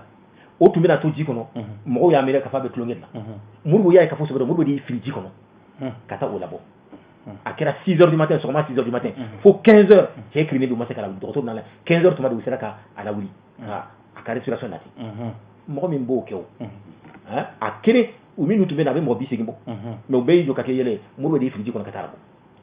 bon mɔgɔ min bɛ mɔgɔ ni kisi saya ma o bɛ sɔn ka saya surtout i yɛrɛ do est-ce que i bɛ sɔn k'o kɛ ne bɛ dɔɔnin fɔ nin yɔrɔ in na quoi bisimila ne n'an ka cɛkɔrɔba dɔ tun bɛ ɲɔgɔn yɛrɛ seri tun bɛ ko la Siri Kamara ale tun ye commerçant de ani mɔgɔw tun bɛ kɛlɛ nin yɔrɔ in na kosɛbɛ a ko dabanani min filɛ nin ye ko Libanɛ ni Siriyaw de tun bɛ yen olu de ta tun ye boutique ninnu bɛɛ ye nka ko farafin an ka yan commerçant k'a sɔrɔ k'a sababu ye Modibo de a ye boutique di dɔw ma hali u kana wari sara kɔfɛ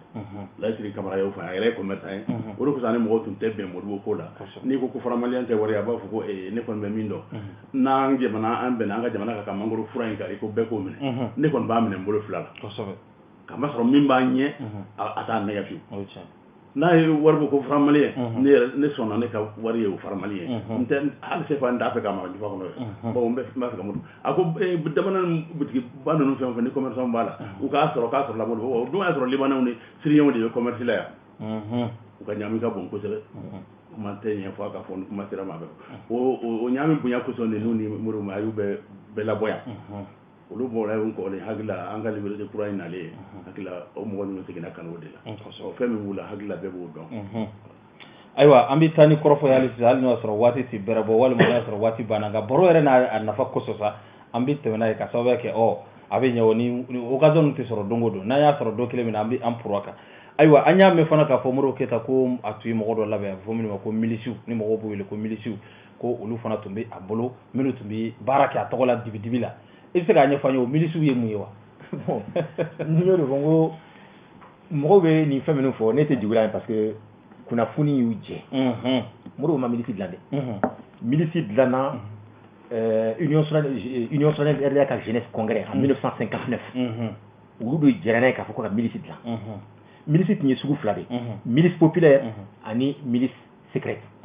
milice secrète olu tun bɛ service de renseignement de dɛmɛ k'a dɔn mɔgɔ minnu bɛ jugujugu ko la pour que ka faso janfa ka kojugu kɛ olu tun bɛ yen olu tun dɔnnen tɛ mais minnu tun dɔnnen bɛ n'a b'a fɔ milice populaire o ye minnu bɛ kɛnɛkanko la olu ka kɛnɛkanko ye min ye n'i y'a texte minɛ 59 texte min adopté ra congrès min kɛra Union Sonnanière RDA ka congrès in kɛra en 1962 o y'o texte ninnu entériné n'o tɛ a texte miliciw brigade de vigilance les centres d'éducation populaire jeunes ni fɛn o fɛn o bɛɛ labɛnna 1959 jeunesse Union Sonnanière RDA ka jeunesse ka congrès la maintenant Union Sonnanière RDA yɛrɛ ka congrès min kɛra en 1962 o y'a entériné o y'a ko oui effectivement an bɛ nin kɛ sariya bolo ye min bɛ jamana nafa mais n'i y'a texte ma filɛ mun bɛ sɛbɛnna texte kɔnɔ milisi texte kɔnɔ fɛn fɛn n'a bɛ se ka jamana tiɲɛ ni jamana ka réalisation don jamana sera ka min labɛn ka dilan n'a bɛ jamana nafa u ka fɛɛrɛ bɛ kɛ a kana tiɲɛ u ka fɛɛrɛ kɛ fɛn fɛn ye foroba baaraw ye u nɔ ka y'a la effectivement u nɔ yɛrɛ dɔ la mɔgɔ tɛ min fɔ service de recouvrement impôt plan quinquennal fɔlɔ kɔnɔ milisi ye baara min kɛ impôt pour que impôt ka don impôt min donna n'i y'a sigi kulu 100 17 milisi de ye dɛmɛ kɛ u ka se ka don wari min donna impôt min kan ka sara jamana ye i y'a mɛn donc n'i y'a kɛ kulu 100 la 17 milisi de fɛɛrɛ kɛ ko la olu ka fɛɛrɛ to ye mun ye o ye fɛɛrɛ jumɛn tigɛ mais u bɛ taa sariya y'u yamaruya ka don mɔgɔw kan ni sariya ka yamaruya ye ka fɔ i kan ka nin kɛ bon an b'a sigi ka kuma u t'i jaabi i wajibi dɛ a daminɛ la u t'i wajibiya mais n'u y'a ye i bɛ se ka kɛ i y'i ban en ce moment u b'i la ka sariya bolo kan i bɛ wajibiya olu y'o kɛ et puis olu ka tile la i bɛ hakɛ to bi don circulation kɔnɔ hali anw natɔ sisan nɔ siɲɛ 3 an bɛ ni ka accident kɛ denmisɛnninw b'i ni mobili ni moto la u b'i tan k'i fila ɲɛ ka fɛnw kɛ miliciens ka tile la mɔgɔ tun tɛ farinya k'o kɛ ah non non non non u tun bɛ 24 heures sur 24 u bɛ dugu kɔnɔ u bɛ yɔrɔ bɛɛ ka ɲama bɔn i ka so da la ou bien fossé kɔnɔ ou bien ka masafara fili kɛnɛ ma i tɛ farinya ka kɛ miliciens n'u y'i minɛ u la u bɛ ka n'i ye n'o dun taara n'i ye i ni ɲagali min kɛ ka u b'o k'i la bon c'est vrai que sira dɔ fɛ fili ninnu ka baara la don o ye excès ye o ye ko bɛɛ n'a tacogo ye y'a ye n'o tɛ u ye ɲumanya min kɛ mɔgɔw t'o fɔ la o mɔgɔw t'o fɔ la o tɔgɔ jugu dɔrɔn de fɔ et puis i bɛ hakɛ to de bon comme bamanankan don ka bamanankan fɔra ye tugun i tun tɛ sunguruba so ye Mali la maison de passe ah non non non Dawuda hakɛ to sufɛ i ni muso mana ye min t'i muso ye f'i ka furusɛbɛn jira oui kosɛbɛ o kɔrɔ ni muso bɛ yaala i bɛ yaala n'a papier ye i bɛ furusɛbɛn jira n'i ma furusɛbɛn jira o kɔrɔ k'i muso tɛ quoi hali fini don cogo musomaninw ka fini dan don u tun bɛ fɛn kɛ nin bɛɛ lajɛlen militaire y'o kɛ o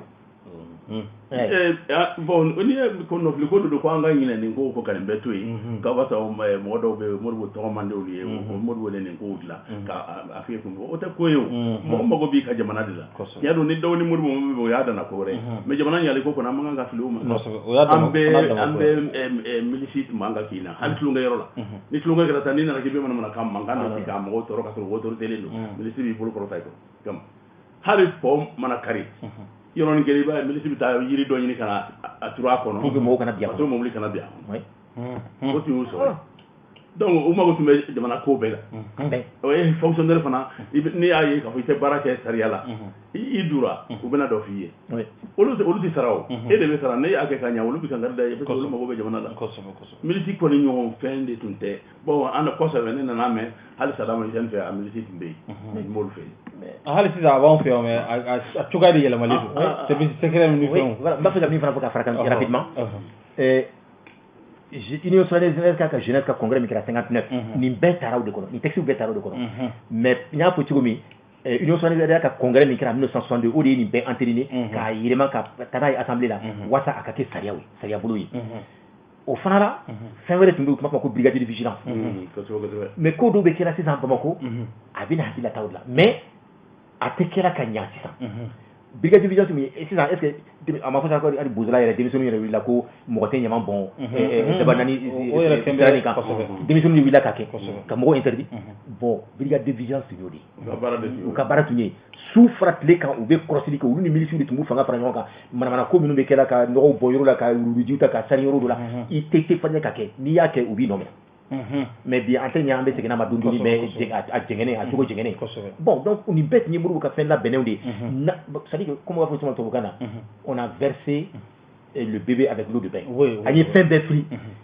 fili dɔw kɛra yɔrɔ dɔw la mais o filiw tun bɛ se ka latilen o mais an ye a fɛn bɛɛ de bila ka fɔ a si tun man ɲi mais bi an bɛ cogo di an bɛ k'an yɛrɛ ɲini pour que i k'a dɔn ko milisi ninnu fana tun ka di dɔw ye mɔgɔw tun bɛ yan ni milisiw ka kɔlɔsili bɛ taa yɔrɔ n'u ka dumuni mɔna u bɛ milisi nin yɔrɔ bɔ k'u wele ka na ten an ka jamanadenw yɛrɛ la k'a bɛ baara min na a b'an bɛɛ de ka baara o tɛ ko ɲuman ye dɛ parce que jamana la kanda de tun don mɔgɔ mɔgɔ hakili ma kɛ dɔwɛrɛ ko jamana kɔ i tun bɛ k'a mɔgɔw fɛ u ye fili min kɛ o t'u kelen ye o dɔw ma foyi ɲuman kɛ u ye filiw fana kɛ an bɛ mun fɔ o la an min ye ɲuman kɛ n'a filila yadɔ o kɔni o ye fili de ye adamaden bɛɛ bɛ fili i bɛ hakili to fitinin wɛrɛ kelen fara kan ka Modibo ka wale ɲumanw yira san joli pont kelen dɔrɔn de tun bɛ Bamakɔ yan nɔ o mɛnna pont filanan ma dilan année 90 la e b'a dɔn pont ye dilanna cogo min 1947 san 1947 Fransi président Vincent Auriol o nana ka pont ni biriki fɔlɔ la 47 pont fɔlɔ min Bamako pont filanan n'u b'a fɔ pont des martyrs Fransi président nana k'a da a biriki fɔlɔ da n'u b'a fɔ ma première pierre en 1947 Vincent Auriol a taara u y'u kɔ di fɛn bɛɛ la jusqu'en 58 u mana baara ma daminɛ bon comme en 56 Modibo kɛra Bamako maire ye en même temps aussi en 57 a kɛra sous-secrétaire d'État français à l'outre-mer donc il était ministre français taara mission dɔ la en tant que ministre français ye nɔ a y'i to yen ka taa Allemagne ka taa fɔ Allemagne ko bon a ye n dɛmɛ ne de ye Bamakɔ maire ye sisan n b'a fɛ aw k'an dɛmɛ musakaw la n bɛ pont dilan Bamakɔ a yɔrɔ bɛɛ kɛra a étude bɛɛ kɛra ka ban biriki fɔlɔ yɛrɛ la mais hali bi a baara ma daminɛ maintenant français bɔr'o kalama a seginna ka na ka bɔ Allemagne a dugusɛjɛ France journalité min ma a gusa kun voilà France ministre bɛ taga wari ɲini Allemagne fɛ ko ka baara dɔ kɛ France dugukolo kan parce que tuma bolo an tun ye France dugukolo kan est ce que o ka kan o ma kan ka diɲɛ kuma bɛ fɔ ka diɲɛ kuma bɛ fɔ ka sɔrɔ olu y'a biriki fɔlɔ da san 11 u mana baara daminɛ Moribo de ko taalen Allemagne o digiru la dɔrɔn u nana baara kɛ u nana pont dilan n'a tun b'o kɛ o kun tɛ n'a tun b'o ka tun bɛ kɛ mais yanni pont ka dilan minnu tun bɛ ba kɔfɛ olu tun bɛ yala sɔrɔ cogo di mais ni su dɔ sera wagati dɔ sera ni bac jɔra i bɛ si yen nɔ bac de tun bɛ yan ni yen cɛ ni baji yɛlɛnna mais ni jamaba in bac de tun b'olu latigɛ don o don ka taa kɛ don o don n'aw ka bɔ sa o ye samiya ye ni baji yɛlɛnna baji de b'a tɛmɛ mais ni samiya tɛ n ko kuruni de b'a natɛmɛ anw yɛrɛ ka k'i mɔgɔw ye misi kɛ saraka ye ko ba kana bili minnu bɛ ba tigɛ minnu bɛ ba tigɛ ni mɔgɔw ye parce que i b'i sigi sɔgɔma sanni midi cɛ i bɛ dɔrɔmɛ 50 70 i b'o sɔrɔ donc kɔrɔ ye point dilanlen a y'an bozo ka bon nin bɛɛ dogolen bɛ mɔgɔ ma Moribo ka non nin yɔrɔ in ne yɛrɛ bɛ muruti k'an ka naw dumanw fɛn cogo di bon nka jamana ko a bɛ faamu ayiwa Modibo Keyita coup d'état kɛra la an bɛ fɛ ka dɔn coup d'état in jɔnni de ye coup d'état in kɛ a kɛra cogo di mun y'u bila ka coup d'état in kɛ bon komi y'an wele an bɛ kumana ni tiɲɛ kɛnɛ de ye kosɛbɛ an yɛrɛ b'a fɔ bamanankan na ko ni senkɔrɔ jugu tɛ mɔgɔ min na kɛnɛma jugu tɛ se k'i sɔrɔ o ye tiɲɛ ye Modibo a yɛrɛ kɛcogo fɛ kabini tuma jan farajɛw y'a dɔn nka fɔ ni ko farajɛw bɛɛ k'u hakili to ɲuman bɛ farajɛw la français minnu tun t'a fɛ bon olu ani minnu tun bɛ yan nɔ n'olu tun ka u yɛrɛ ka sɔrɔ yiriwali o tun bɛ jamanadenw ka tɔkɔ de kan olu bɛɛ y'a ye k'a fɔ Modibo ye sira min ta sisan jamanadenw ka yiriwali de don mais a bɛ dɔ bɔ olu ka sɔrɔ la u y'u bolo di ɲɔgɔn ma a daminɛna cogo jumɛn déjà 1958 Modibo a to mission na France a ye lettre de ci a muso ma Mariam Traoré n ye livre min sɛbɛn a lettre b'a kɔnɔ ne m'a fɔ dɛ Modibo bolonɔ yɛrɛ la a ka sɛbɛnni a bolonɔ n y'a facsimilé kɛ livre in kɔnɔ a ye lettre in ci a muso ma précisément c'est le 13 décembre 1958 a ko bon ko ale bɛ France sisan nɔ a nana baara min na bon a b'a kan bon ko mais hamina ko ba min b'ale sisan nɔ farafinna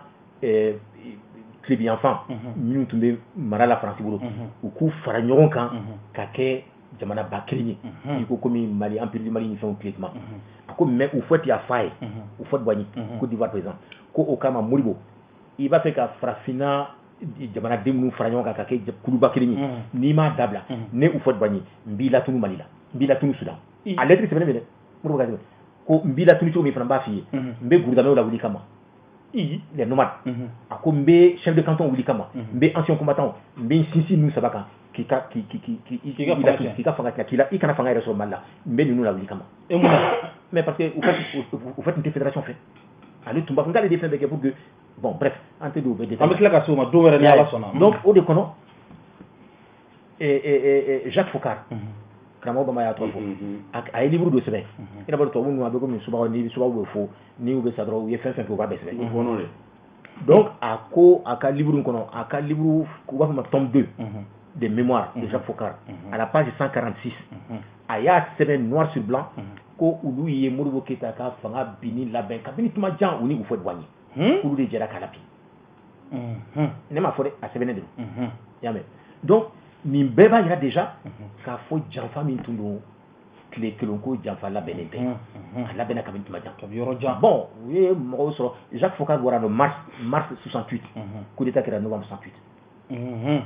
bon et puis a y'a sɛbɛn ka livre kɔnɔ ko ale ni mɔgɔw ye ɲɔgɔn ye yan nɔ sɔrɔdasiw ye ɲɔgɔn ye yan nɔ Faransi ko ka di minnu ye a y'a fɔ a yɛrɛ de y'a fɔ a y'a sɛbɛn k'a fɔ k'a sɛbɛn a tɛ tɛmɛ o kan bon donc effectivement après an y'a ye a kɛra cogo min an bɛɛ bɔra kalama mɔgɔ 14 wulila sɔgɔmada kelen dɔrɔn ka Modibo tun bɛ se k'u na dɛ a ko k'a ta kɛ a y'a f'u yɛrɛ ko n bɔra kalama n'a tun ka di n ye a ko k'ale tɛ girin fanga nɔfɛ ale bɛ jamana ka hɛrɛ nɔfɛ ni mɔgɔw y'a dɔn mɔgɔ wɛrɛ sɔrɔla min b'a miiri k'a fɔ ale bɛ se ka jamana ka hɛrɛ sɔrɔ ka tɛmɛ labɛn ka tɛmɛ ale Modibo kan i ka fanga ta tɛ tɛmɛ o kan bon bi an bɛ yɔrɔ jumɛn ayiwa karamɔgɔ Bamba bisimila ayiwa komi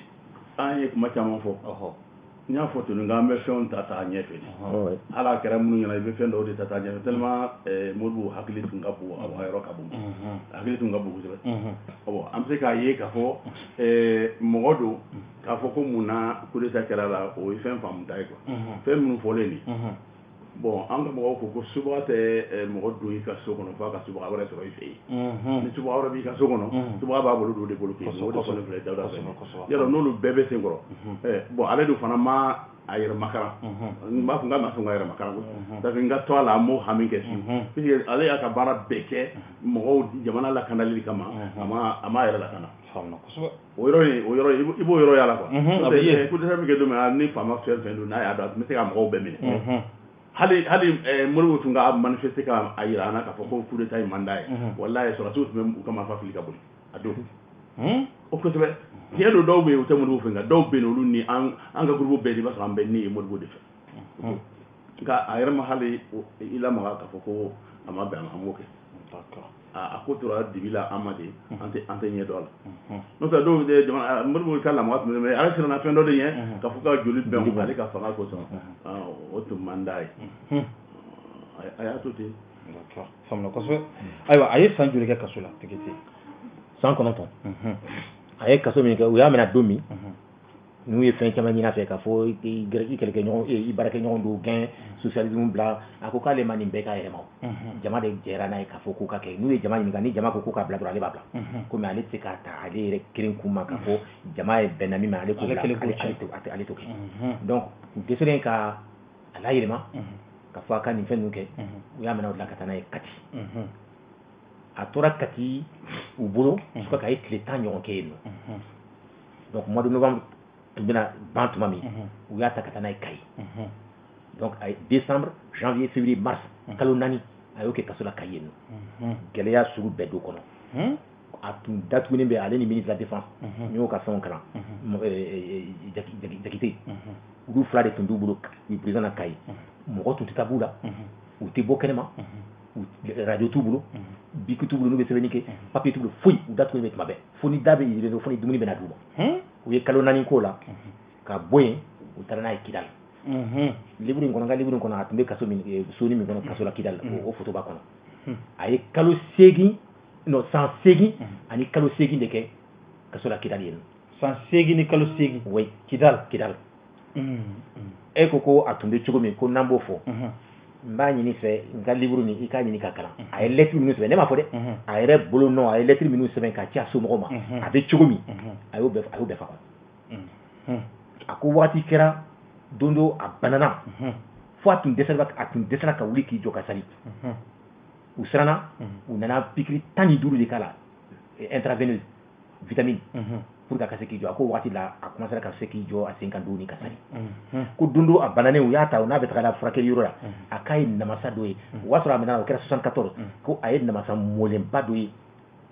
o y'a sɔrɔ kabini a minɛna a ma yiridenya ɲ'a la suma tɛ ka fɔ ka dun a ko a ye namasa in ye tellement que namasa in diyara ye a tun b'a fɛ k'a f'u ma a ye sɔn kelen a ko mais a ka hɔrɔnya kosɔn a y'i yɛrɛ minɛ a ma sɔn k'u deli a ko bon ko a bɛ so minnu kɔnɔ ko a sigiɲɔgɔnw so kɔnɔna la a bɛ dépend wagatiw de la samiya fɛ tilema fɛ fo nɛnɛ fɛ a ko wagati min a b'o lettre sɛbɛn a ko a sigiɲɔgɔn ye limɔgɔw sosow ntoriw ɲinɛw ko bon olu de y'a sigiɲɔgɔnw ye ko bon tuma dɔ ko ɲinɛw dɔ bɛ yen u ku si b'u ku la k'u bɛna don n'ale tɛ yen nɔ n'a bɔra dɔrɔn n'a bɔra k'i jɔ ka fiɲɛ bɛna donni u bɛna yɛlɛ kogo kan n'ale girinna ka don ko u b'i woloki ɲinɛ ninnu k'u b'i woloki ko ale bɛ yɛlɛ f'a ɲaji bɛ bɔ olu de kɛra ka bɔ ale ɲɛnajɛ sa fara président mɔgɔ min ye nin bɛɛ kɛ jamana ye san 8 kɔnɔ i y'a laban cogo ye donc ni ye livre in ye livre in kɔnɔ a lettre ninnu b'a kɔnɔ n ye livre min sɛbɛn ayiwa waati kɔni banna nin yɔrɔ la fo an yɛlɛnna waati kan an bɛ jɛmukan an b'a sonsoro yan ni ala sɔnna a ma don wɛrɛ an bɛ tila ka ɲini ala fɛ ni ala sɔnna a ma k'aw fana deli aw ka tila ka segin ka na an ka tila ka masala wɛrɛw kɛ ne fɛ a to n k'o fɔ tɛmɛni kɔrɔfɔ ye ne bɛ min ɲini an bɛ bi min na lebuba y'an sɔrɔ Modibo ko in a ka di ne bi jamana ɲɛmɔgɔw k'a ɲini u ka jama dalaja an ka foroba yafa ɲini kɛ Modibo fɛ pour que o fereke ka bɔ an ka indépendance la bon ne ta yeri la a mɛnna sa ne b'a fɔ ni ko min kɛra n b'a fɔ ko Modibo hakɛ don donc ndalen bo kuma indila ka fo muru hake banga ko jamana ka ferga ambrosa muru hake sembara togodi mo mi ni beke jamana e ko tue mo sima hakili ala ko ferga kumbode ngo ala be ambe tigi ala be mo sara o for ko ambe to kamano ni ga ngwete hake be to kana wa to kango hake be wa ka fo ko hake be ni ko ina ite bala no tala ko kala no bala fana an kala je ka fo ba ya fa nyini ke modbo ko ina ako ka bon ko o ambo mare adresse anga président de la république no Ibrahim Boubacar Keita aka fereke ko hakili ta jama ka dalaje an ka ya fa nyini modbo fe ka ya fa nyina ayi ko ene ka proposition nze bi o de do le te foila nte kundigi nte sentigi nte kama kundigi ni kon te foyi fo nyare afamna kosbe aywa yani anga bo kuma kono ambola dona ka fo ambe jom kam kana ka wi masala kana de kuma na an keme ka mo flamino wele bi oye karamogo bamba ngo karamogo ka chokorobo do kata se an barake nyogon journaliste ani sebani kala ni oye dawda tegeti an keme ka no mo flade bismillah kuma so kono bi anga segana kuma murwo ke taga ka sawe ke abora fangana o sam biduru o de be ambo o wati de kona ni o kera kabe le 19 novembre 1968 o kuma na ambi le 19 novembre 2018 o ba jira ka fo sam biduru murwo ke taga fanga cheno ko fe ambo o kene de ka o de koso anya kanu ko lu wele ulu minu be no ni ko keru nyena nu ye sebeni o ke nu bi ko chama kala makula o ka saka na foli nya foli ke aw minu be no ni amma ye nga anye chama mela o kuma na hali bi ka saka do faranga do ne kan o wele kun kunyo ye o kuma na amina na kuma di dawda tegete ma kuma laban a bɛ se ka min fɔ an filɛbagaw ye yanni an ka bɔ kɛnɛ kɔnɔ kuma b'i bolo. bon ne ka kuma laban yɛrɛ an k'a ɲini ka Modibo dɔn k'a dɔn a miiri tun ye min ye a ka hamina ko tun ye min ye a n'a ye waleya minnu sigi ne bolo Modibo dɔnni o ye fasojɔ baara dɔ ye donc bɛ ne ka laɲini ye min ye vraiment an k'a ma filɛ fɛn fɛn nana fanga la Musa Tarawele ka sɔrɔsiw ka fanga bannen kɔfɛ u bɛɛ y'a u ŋaniya jira k'a fɔ u bɛ Modibo waleɲuman dɔn. N'i y'a ta Alpha ale tilela mémorial Modibo Keita dilanna ale de fana ye laadala sigi Modibo banna don min a don mana se san o san u bɛ taa waleɲuman dɔn k'a ye ka fleurs da a kaburu kan bon ale bɔra yen nɔ ATT nana ATT a continué ale m'a lajɔ ka tila tugun Modibo an k'o yɔrɔ fana fɔ médaille d'or de l'indépendance a y'a di bɛɛ ma f'a yɛrɛ or ale ye baara min kɛ n m'a fɔ mɔgɔ ma ɲɔgɔn kɛ dɛ mais a fana bɛ minnu ye baara ɲumanba kɛ a sen b'o la mais a ma da yɛrɛ ma bon ATT de nalen a ye o fili ni labɛn a ye médaille d'or de l'indépendance di Modibo ma bon IBK nalen ale fana ye laclé a continuera n'a ye hali don min laban min kɛra bon ne taara yen Modibo Keita somɔgɔw ye wele ko n kana fara u kan bon a cérémonie na n taara IBK selen a ma a bɛ foli la a ye ne yɛrɛ tun ma na a ɲinɛna kɔ a ko k'u ye livre min sɛbɛn Modibo Keita ka ɲɛ ye baara ɲuman de don a y'o fɔ ne ye n jɔlen bon ka tila n y'a mɛn k'a fɔ a ye so dɔ di Modibo muso n'a denmuso ma min yan nɔ Dar es Salaam k'a labɛn k'u ka yɛlɛma kɔnɔ parce que président fɛn fɛn ye présidenya kɛ Mali la so dir'u bɛɛ ma u ka présidenya kɔnɔ la président kɔrɔ donc a y'o kɛ ka tila ka mobili d'u ma o bɛɛ ye ko ɲuman ye siraw tɔgɔ dara Modibo la aéroport a y'o tɔgɔ yɛlɛma ka kɛ Modibo Keita ye mais ne bolo o bɛɛ ye baara ɲumanba de ye mais hali bi min bɛ yen nɔ n'u y'o kɛ a bɛ sɔn k'u ka baara dafa sira dɔ fɛ o ye ka Modibo ka baara a n'a ka miiri a n'a ye sɛbɛnni minnu kɛ k'olu ladon ekɔlisow la k'o don programme na an k'a ɲini k'a dɔn Modibo ye mɔgɔ min ye parce que an ka tariku fan dɔ de don n'o kɛra o bɛ kɛ baara dafali sira dɔ ye ne ka weleli bɛ kɛ o de ye. d'accord a diyara n ye kosɛbɛ ayiwa karamɔgɔ Bamba an bɛ kuma di fana ma kuma kuncɛ la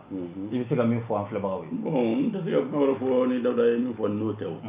k'an hakili di Modibo ko kɔrɔ k'a ɲini k'a dɔn a ye fɛn min ye kuma fu dɔw bɛ fɔ dɔw maloya ka bon kosɛbɛ bon dɔw b'a f'i ye tuma dɔ k'a tun ko ko ka jamana cɛkɔrɔba bɛɛ faga ne ko n ko pourtant cɛkɔrɔba tun b'a yɛrɛ fɛ koyi a tun bɛ yen ne fagali da sɔrɔ k'a tun b'a kɛ cogo di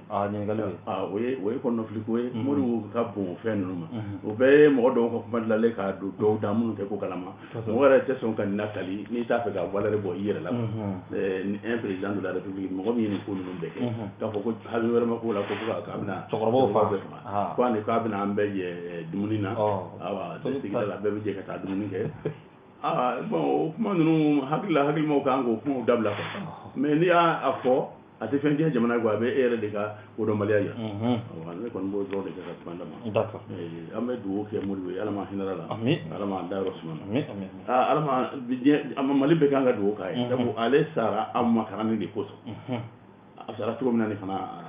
ahina ka boku du yana na manji jaka wo yoro korije